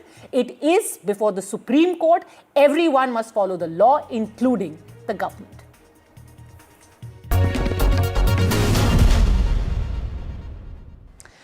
And joining us now is Mr. S. Gurumurthy, editor of Tughlaq. Thank you very much, sir, for speaking to us. Today, Mohan Bhagwat ji said that intervention is not needed because the awakening of Hindus is enough to bring desired result. How does one interpret this in context of the Tiruparan controversy? See, in Tiruparakundram, the issue is a very simple issue. It is not a Hindu-Muslim issue so far as the lighting of the Deepam is concerned. Because the Muslims themselves have said that you can light the lamp. So it is a matter which the DMK government has politicized, and therefore the BJP has taken up the matter. The real issue between the Hindus and Muslims was not about the location of the dargah on the temple, on the mountain. But the Hindus have no objection to the dargah being there. So fundamentally there is no difference between Hindus and Muslims on that point. The one difference is that in the dargah there should be no animal sacrifice because the mountain is a holy mountain. That is the dispute, and that was the dispute between Hindus and Muslims, and the matter went to the court. At the division bench level of the Madras High Court, it has been decided that because the mountain is holy for the Hindus for the last 2000 years, animal sacrifice is not appropriate. So that matter is subject to judicial proceedings and it may go to Supreme Court. But both sides are amenable to a judicial determination. So there is no question of this matter escalating, it is purely political. What Mohan Rao Bhagwat meant is only this: it's a local issue and the Hindus will fight it out. And there is no scope for escalation. If it escalates, let us see. It is a very responsible statement. He never said, come on, we will take it up and we will do this. I mean, it's a very responsible statement he has made, taking the ground level situation into account. But does it also signify some kind of counter mobilization? Because we're seeing a lot of mobilization being done by parties like the VCK, by the MDMK, even by some members of the DMK. A Padyatra is being planned. Some advocates I saw the other day on the 8th had protested against Justice Swaminathan himself. So when the RSS chief says that Hindu awakening is going to counter this or solve the issue, is there a sense that there is going to be a counter mobilization? You see, there is no need for mobilization in this. The escalation is being done by the DMK because of the upcoming elections. Because, you see, colonially, there has been an anti-national stream in Tamil Nadu, the Dravidian stream. Unfortunately, the Muslim and to some extent the Christian extremists got associated with the Dravidian movement, and that became a vote bank for the DMK. And the DMK wants to sustain this vote bank, particularly because it feels that with Vijay, a Christian, coming into the electoral scene, it may lose these votes. Otherwise, there is no need for this dispute when Muslims and the Hindus have agreed that the Hindus can light the Deepam. Where is the issue? And the issue has been escalated by making it an all India issue, by targeting the judge who gave the judgment, and he has not given a wrong judgment. He has given the right judgment, even assuming that he has his personal opinion and a very staunch Hindu, that the judgment he has given is not as a Hindu, he has given it as a judicial person, and that judgment is open to appeal in the division bench and in the Supreme Court. And so to have taken up this matter to the extent of creating a controversy, confrontation with the judiciary is only with this vote bank politics in mind. Who is escalating it? Who is mobilizing? And if there is mobilization, and there will be counter mobilization. The BJP is not going to keep quiet. You know, you say that he has given an impartial judgment, but his background is being held against him. The fact that he's associated with the Hindu Munani. Earlier, there have been advocates who have accused him of misconduct and caste bias. So it's being alleged that essentially, and I'm just quoting what I see on social media, you know, a lot of slurs about Sanghi ideology. Even when Mohan Bhagwat ji spoke today, it was said that, oh, you know, this is this Sanghi agenda which is being pushed now via Justice Swaminathan into a secular state like Tamil Nadu. Is the background of the judge itself problematic here? You see, the background of any judge can be questioned. For example, a DMK district secretary had become the judge of the Madras High Court, and he even became the judge of the Supreme Court. That somebody has a particular affiliation, whether with a political party or with an ideology, doesn't disqualify him as a judge. If that is the case, many judges will have to be disqualified because of their political affiliations. But whether he has given this judgment contrary to facts, contrary to law, is the issue. He has not decided it contrary to law or contrary to facts. He has decided it in accordance with law. You can never say that Swaminathan is a partial judge or a Hindu judge because he has given the most anti-Hindu judgment in a particular case where a book was written by a leftist and a Dravidian thinker trashing women who pray for children in a temple, saying that in that night all these women sleep with local riffraffs and get impregnated, and that book would never have been approved by any judicial mind, even a fair judicial mind. Swaminathan approved it and said that he has the right to write that book. I have criticized that judgment. How do you say Swaminathan is a Hindutva thinker? It's completely wrong.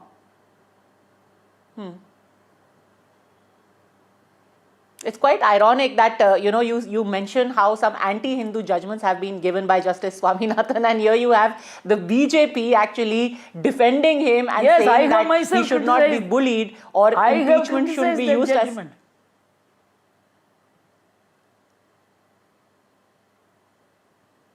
And yet, because judicial independence should not be subjected to this kind of intimidation. But I also want to ask you about the whole idea. How is it? And you know, you have asserted again and again, Mr. Gurumurthy, that this is never a communal issue.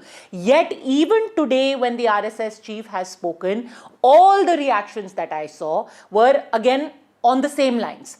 That this is an attempt to demolish the dargah, that, you know, you are trying to create a Babri Masjid moment.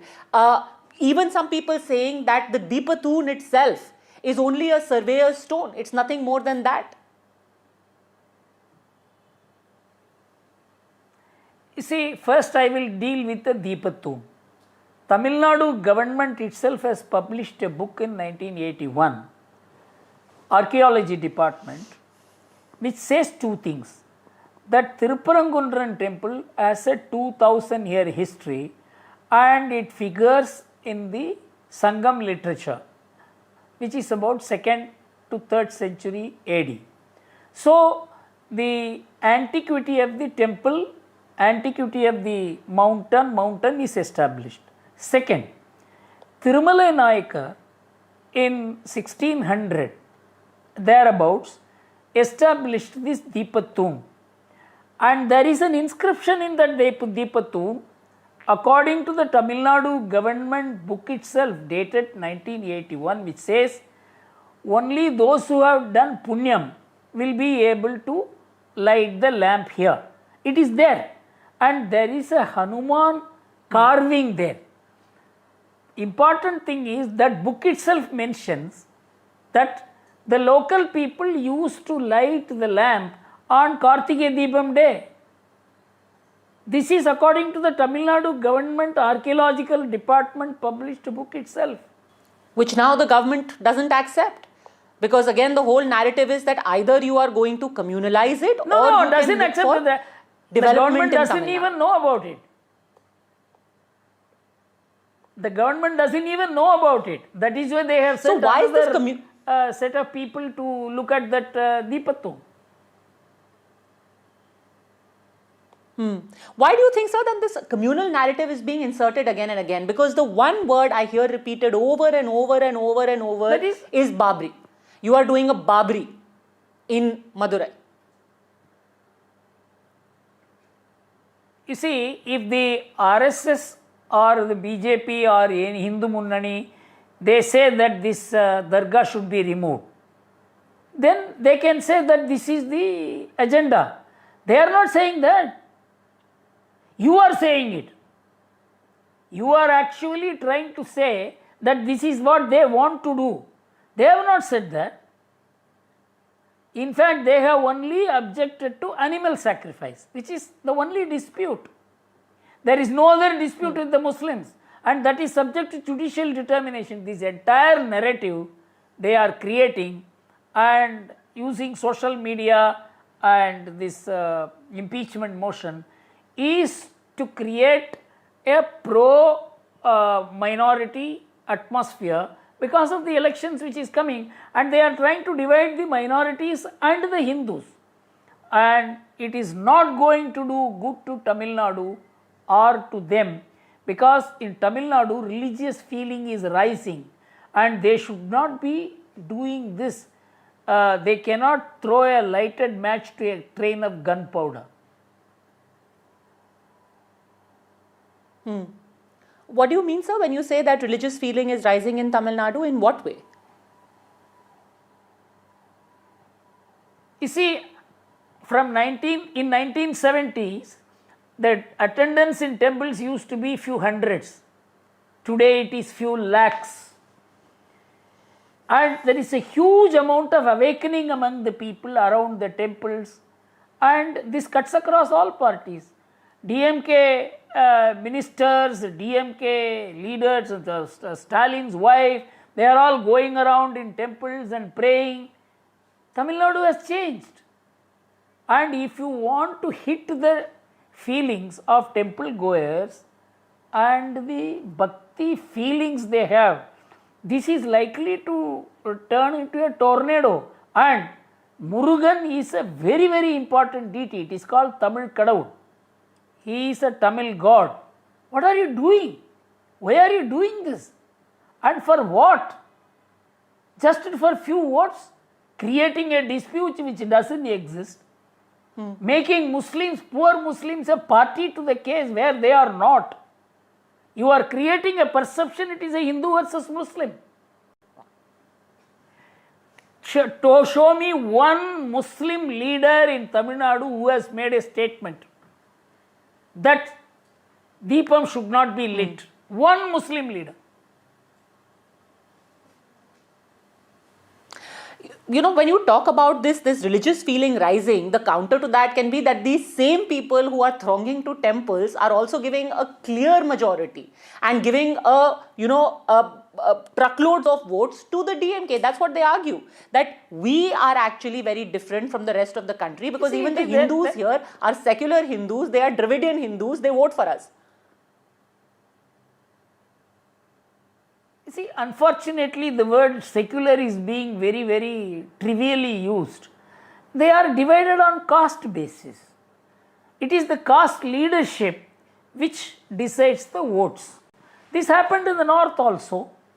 Till the Ram Janmabhoomi movement united the Hindus, people were voting on caste basis completely. And now there is a higher idea of Hindu unity. And in Tamil Nadu, there was no sense of Hindu at all, and that has come now. But you are now turning it into what is a cultural and religious Hindu feeling. DMK is afraid of it because DMK is afraid of Hindu religion itself. They oppose Hindu religion itself.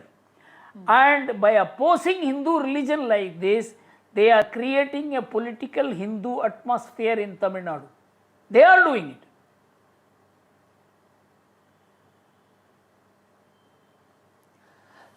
So the manner in which you said that across castes Hindus were united by the Ram Janmabhoomi movement, do you think that same could happen in Tamil Nadu thanks to what is happening in Tiruparankundra? It is actually happening. Otherwise, the BJP will not be getting last election. They got 18% votes. How did they get it? It is because slowly people are realizing even the castes are, because I very closely work with many caste organizations. They feel that their caste name is being misused and caste vote banks are now beginning to melt. It's a fact. It will take time. But they are fast forwarding it now. The DMK, I don't know, it is so ill-advised that if they are doing it in the name of some Ram, I can understand. Tamil Nadu, many people feel it's not so close as Murugan is. Murugan is close to the heart of the Tamils. And why are they doing it when there is no dispute at all? I think it's not only ill-advised, it's foolish of them to do it, especially when they are ruling. I can understand if they are not ruling also. They want to create complications for the government which has a different view. They are ruling. They are supposed to ensure that there is law and order, that there is no division between communities, and their idea must be how to run the state.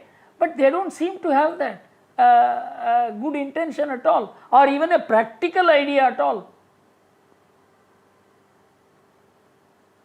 Okay, well, whatever their politics is, whatever their intentions is, the DMK knows best. But what cannot be disputed is that at no point should impeachment be used as a weapon of intimidation against a judge simply because you don't agree with what is happening, the matter still being sub judice. For sharing your wisdom on this, Mr. Gurumurthy, thank you very much for speaking to us.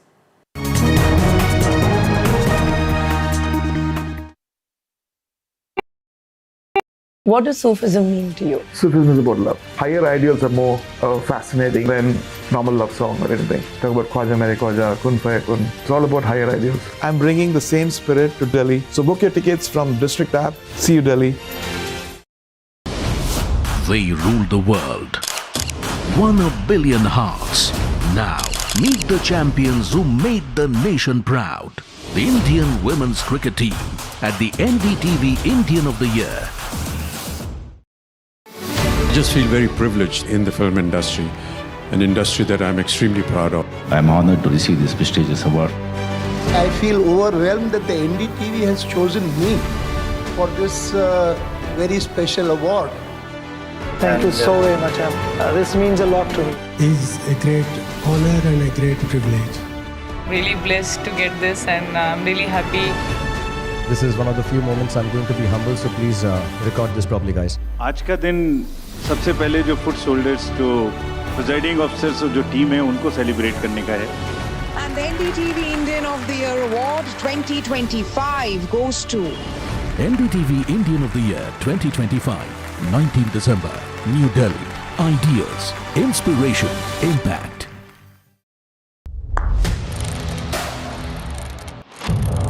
What seems settled for me is unfinished business. So I rewind. I pause. I reflect. I dig until what's buried stands up to be counted. Breaking ground, not just headlines, the meaning behind them. This is Breaking Ground with me, Vedika Sood. Namaste, India. As you all know, I've been traveling around the world with my music. But this one is truly special. Something that's India. You all must have seen the magic that was created in Kun Faya Kun. Now it's your chance to experience it with me. So book your tickets from District app, and together let's create harmony of hearts. See you, Delhi. I don't sugarcoat. I shoot straight and tell you stories the way they need to be told. Unfiltered, unafraid, unmissable. That's how I roll. Watch me, Priyanka Deo, on NDTV World. Namaste. Other opposition parties. They argue, I conclude. They deflect, I drill down.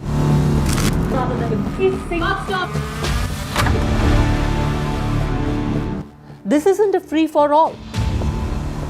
It's a reckoning. No filler, no fog. Only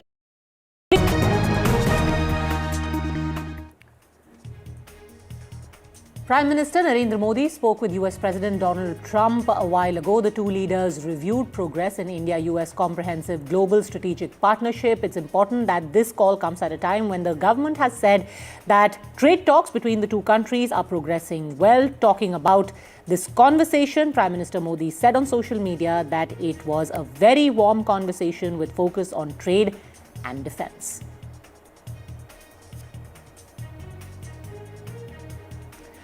Indigo CEO Peter Albers has been summoned by DGCA to appear before its committee on the 12th of December for questioning about recent large-scale flight disruptions and cancellations. The airline disclosed this development to stock exchanges as per SEBI regulation. Albers was already summoned by the DGCA today. He will appear before the officials again on Friday. Indigo, in a regulatory filing, said that Albers has been asked to appear before the committee of officers at DGCA on the 12th.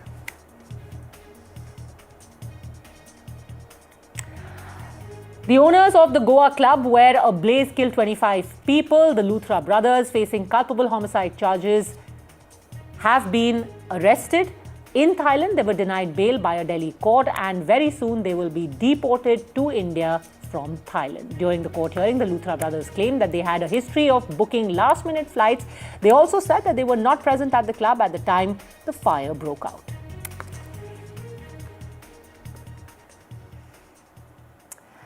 That's it then today from me, but remember, on every story that matters, the buck stops here. Up next is Vishnu Shom with Left, Right and Centre.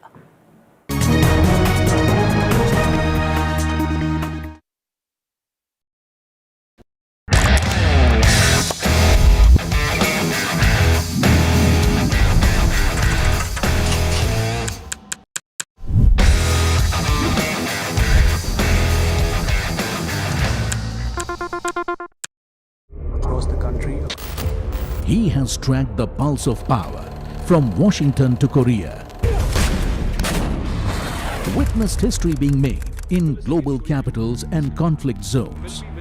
Brought clarity to complex issues of national security and international affairs. Aditya Raj Kaul, covering international affairs like no one else. Only on NDTV network. 21 days in Kashmir. People have bombarded me, friends, with requests for an unfiltered list of things I saw and observed on the ground. Very special ground report from the line of control. There were some children who've lost limbs in the shelling. They're now India's smallest but possibly the most powerful crime family. Cough syrup has killed at least 25 children. Gaikwad sahab, aise mat kijiye. Suddenly people are wondering about the weaponization of India-Pakistan cricket. We live and breathe elections. You will not believe your eyes or ears when I show you what I'm about to do. And for a country that has fought so many wars in the mountains and at high altitude. We're standing on the Indian Navy's newest warship. The line of control, Shiv Aroor, NDTV.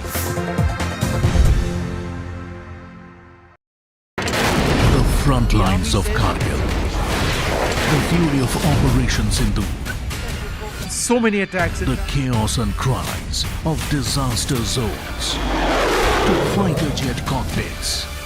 And the world's most defining interviews. It's incredible. He has seen history break. Live. Unfiltered. 20,000 hours of live broadcasting. Welcome to Left, Right and Centre. Hard facts. War-struck country. Hard questions. In the Ukraine. 30 years of trust. In the Kargil area. North Ukraine. In France. In Italy. At Srinagar. Vishnu Shom for NDTV. Vishnu Shom. Only on NDTV. What does Sufism mean to you? Sufism is about love. Higher ideals are more fascinating than normal love song or anything. Talk about Khwaja Mere Khwaja, Kun Faya Kun. It's all about higher ideals. I'm bringing the same spirit to Delhi. So book your tickets from District app. See you, Delhi. They rule the world. 1 billion hearts. Now, meet the champions who made the nation proud. The Indian women's cricket team at the NDTV Indian of the Year. I just feel very privileged in the film industry, an industry that I'm extremely proud of. I'm honored to receive this prestigious award. I feel overwhelmed that the NDTV has chosen me for this very special award. Thank you so very much. This means a lot to me. Is a great honor and a great privilege. Really blessed to get this, and I'm really happy. This is one of the few moments I'm going to be humble, so please record this properly, guys. आज का दिन सबसे पहले जो foot shoulders, जो presiding officers और जो team है उनको सेलिब्रेट करने का है. And the NDTV Indian of the Year Award 2025 goes to NDTV Indian of the Year 2025, 19 December, New Delhi. Ideas, inspiration, impact.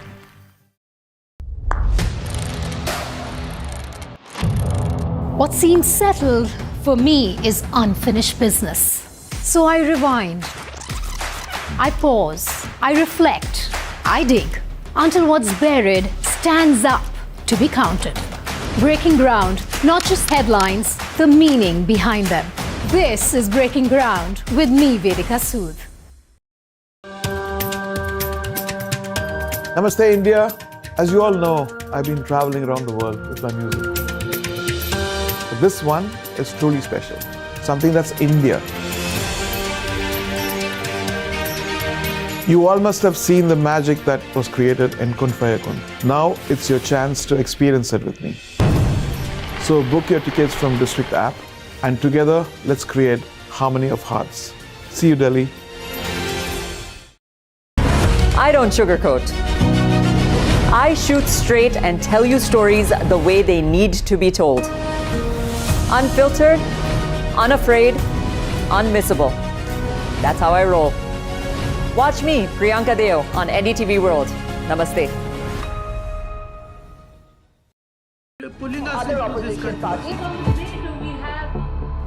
They argue, I conclude. They deflect, I drill down.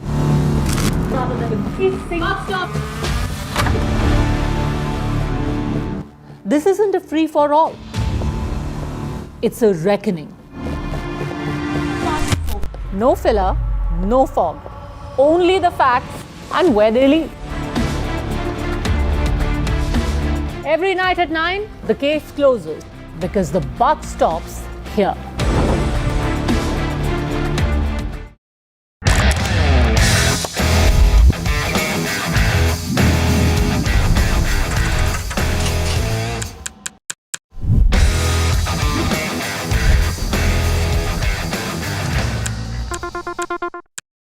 Across the country.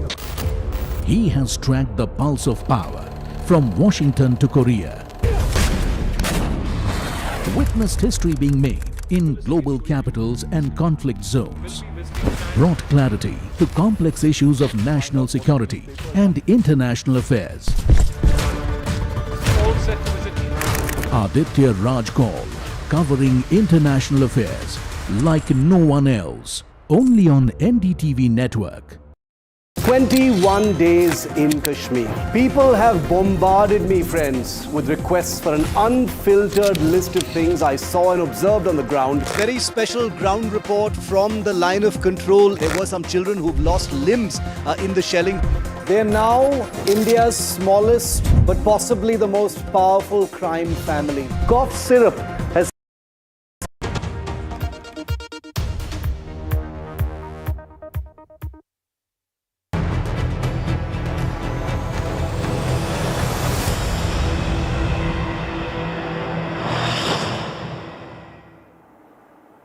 Good evening, welcome to Left, Right and Centre. I'm Vishnu Shom. On the programme this evening, a new photo of the Luthra brothers surrounded by Thai officials at an immigration facility has emerged, with fresh details now coming in on when they'll actually be in India.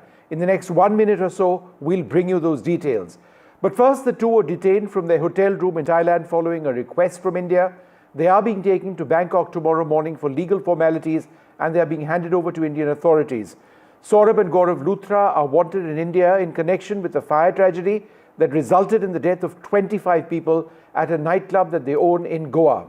In the latest photo, the one that you see, the two brothers are seen sitting on chairs in front of Thai officers at the Phuket Immigration Control Center. The Luthras fled India soon after the tragedy, anticipating arrest as the probe brought them into the limelight. The Delhi-based restaurateurs also approached a court in Delhi through their lawyer seeking anticipatory bail. The big question now, when will they be brought to India? I'm joined by Shiv Aroor, who's got the latest. Shiv, what's the formality now? The two brothers, Gaurav and Saurabh Luthra, are to be flown from Phuket to Bangkok. It's a short flight tomorrow morning sometime, after which we understand that the extradition proceedings and all of the complicated paperwork between India and Thailand could take anywhere between 24 hours to possibly even 2 or 3 days, or in a rare instance even longer. There is a team from the Goa police that is in Bangkok. There are other Indian officials. Obviously the Indian embassy in Bangkok will be assisting with all of this as well, to put together everything required to bring them back at the earliest. Remember, today's day 5, Vishnu, since their departure, which as NDTV first reported was 90 minutes after that blaze took place in Goa, in which 25 people died. Even in Phuket, it took a while to actually round them up. But clearly more details will emerge, maybe a day or two from now. It's quite obvious that there's been a degree of deep cooperation between India and Thailand as far as rounding these two brothers up, getting them into that immigration detention center, having their passports cancelled and curtailing any possible forward travel, because it is also clear now that there was some kind of an intention for the two brothers to maybe separate and one of them to travel to another country, or perhaps both of them to move towards Dubai or somewhere else in the Middle East. So tomorrow, Bangkok, extradition proceedings, paperwork happens there, and 2 or 3 days later, hopefully, the extradition will be successful and they will be deported back to India. Which city they'll be landing in, Vishnu, curiously enough, is not clear just yet. We've seen various reports from Goa to Mumbai to straight to Delhi. We don't know just yet, but the ultimate proceedings obviously will happen under the Goa police in Goa. In fact, we've got a very special guest, Shiv, Sujendra Shankar Das, Standing Counsel for Goa. I'm also joined by Neelam Krishnamurthy, President of the Association of Victims of Upahar, who's fought for the rights of those who've lost their lives in fire tragedies for decades, and Avishkar Singhvi, the Supreme Court advocate. Mr. Das, let me come to you first. Could you give us an idea of the process which was followed in the last 24 or 48 hours in order to get the Luthra brothers detained, and eventually the process that will get them back to India? Yes. So definitely the brothers had fled the country rightly after the incident, and they approached Delhi courts seeking anticipatory bail. Today, the Delhi court has refused to entertain the application. It has been dismissed. In the meantime, a lookout circular was issued, and the passport of both the brothers have been impounded, and they have been detained by the Thai police. And definitely the due process of law will follow, and they'll be handed over to the Indian authorities. That the process may take some time, but it will be certainly done in a couple of days' time. Ultimately, the purpose is that they should join the investigation. This is a very tragic incident, and today the Delhi court has rightly given its verdict in a recent order why the anticipatory bail should have been rejected, and it has been rightly rejected by the court. Mr. Das, it's an important point that you make, and I think we shouldn't get ahead of ourselves. There is a legal process in Thailand as well. Extradition doesn't happen automatically. They'll be presented before a judge where presumably they will have legal representation on the basis of which a judge will decide. Is that right, Mr. Das? That is correct. That is correct. And how long could this process potentially take? Would there likely be a process of appeals, or is this likely to be a hearing followed by a very quick judgment? So we are expecting the entire process to be completed in the next few days. I won't be able to divulge much information about what has to happen and what we could do. But the only thing I can say is that the exact process which is laid down under the law that will be followed, and Indian authorities will take all records to bring them back to India and make them join in. Mr. Das, presumably the government of India is fighting this case, right? To bring them back legally. Who's fighting the case in the court in Thailand?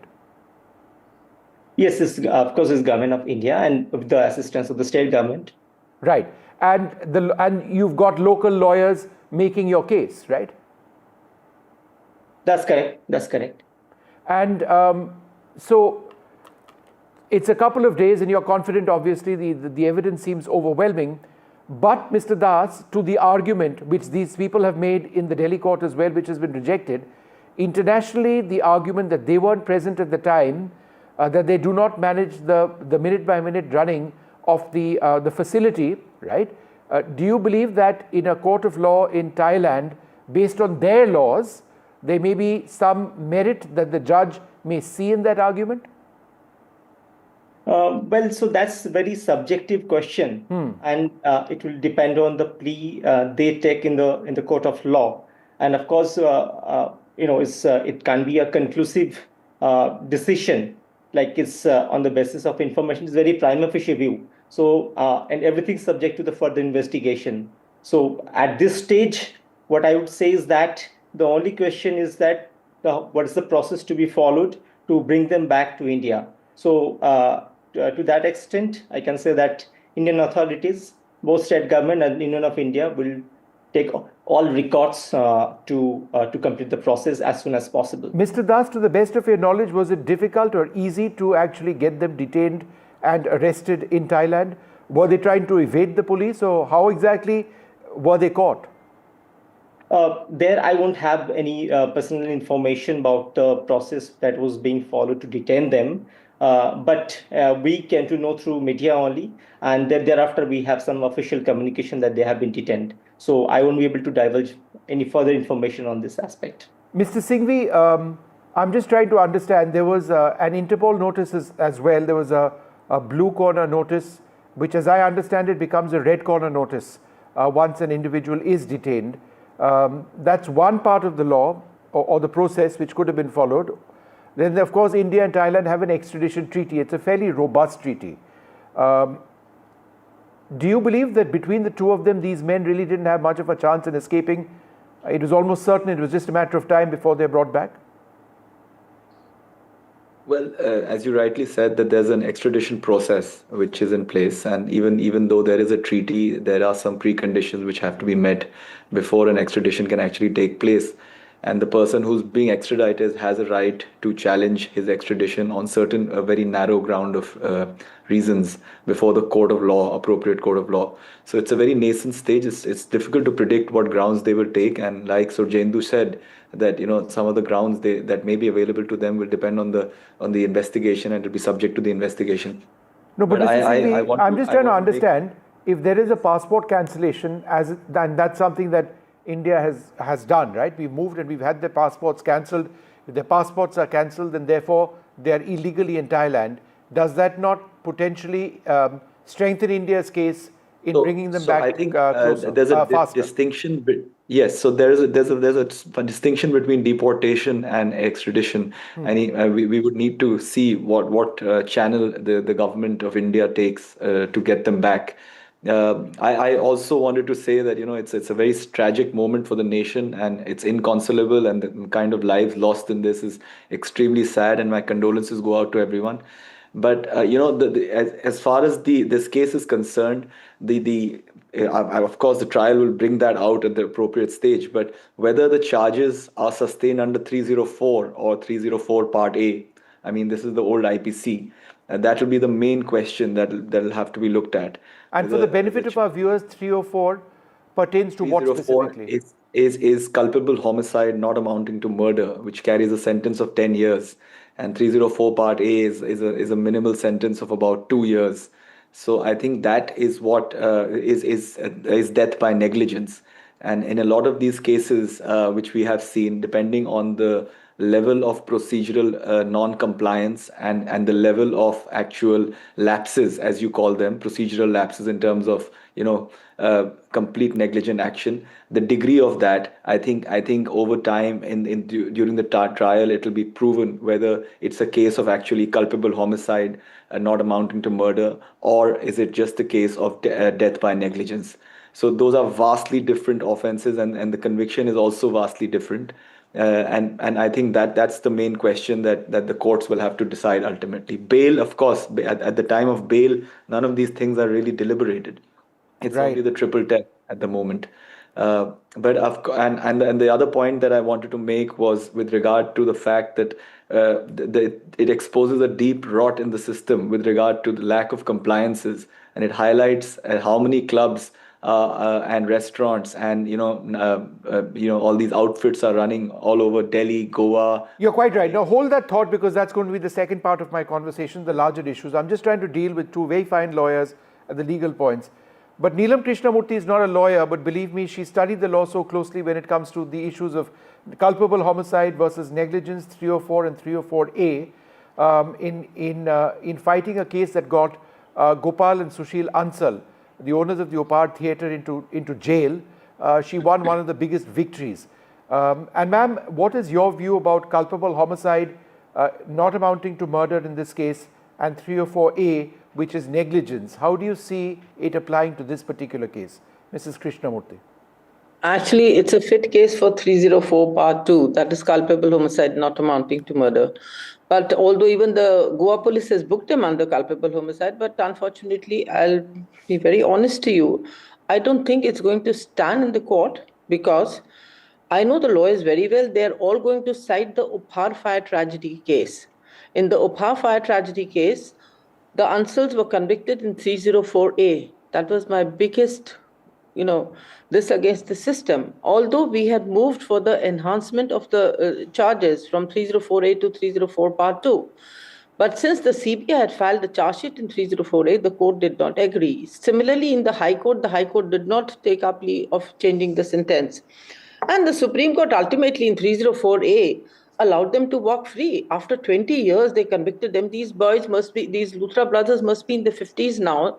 By the time the matter they're in their 40s, in their early 40s. Okay, so by the time it reaches Supreme Court, they'll be in the 60s. So they come in the senior citizen category. And the lawyers would plead old age. And the Supreme Court they'll all cite Opar. And they'll say old age, let them walk free per man. He's faced Okay, so ma'am, the point that you're mentioning is that this is going to be a case. I just want to make one. Go ahead. One point here, which is very important. I realize that this is going to be a problem. That's why after the High Court gave the verdict and refused to entertain our petition for 304 Part 2, I wrote to the Law Commission of India, I wrote to the President, and I said there need to be a law to deal with the man-made mass disaster. And this should have maximum up to 14 years of imprisonment. The Law Commission of India, I went and met them. They have also suggested, after my representation, that yes, there needs to be a change. I met Mr. Moily, he was the law minister at that time. They all agreed with me that we do need a law to deal with man-made disaster. Because 304A is not sending down a message that we want to send. There is no deterrence. But unfortunately, that Law Commission report is lying with the government. I have written to the law minister who came in this government earlier, but nobody seems to bother. There is no will. I'm sorry. What all can we do? We are asking, and it's not for me. It will not be retrospective, so it's not going to affect my case. But for future tragedies, if you want some deterrence, it is important to bring in a change in the law. Have a special law to deal with such mass tragedies, please. Don't we value human lives? Thousands of lives have been lost in the last 28 years because of fires. And I come to the studios and I discuss them each time, and I feel defeated that I've not been able to bring in the change that I want to. Mr. Das, would you like to reflect on what Neelam ji has said? Because I think there's so much there that's critical. As we in the media report this, as we talk about this grave crime, is there a very legal possibility, a very real possibility legally, that these people can be let off on bail soon, and even when they are charged, the punishment would be relatively minor? I ask this because 25 people are dead, and yet the possibility of them, based on past precedents, getting away relatively lightly is quite feasible. I mean, that's Mrs. Krishnamurthy's argument. Do you agree? Well, so this is 105 under the new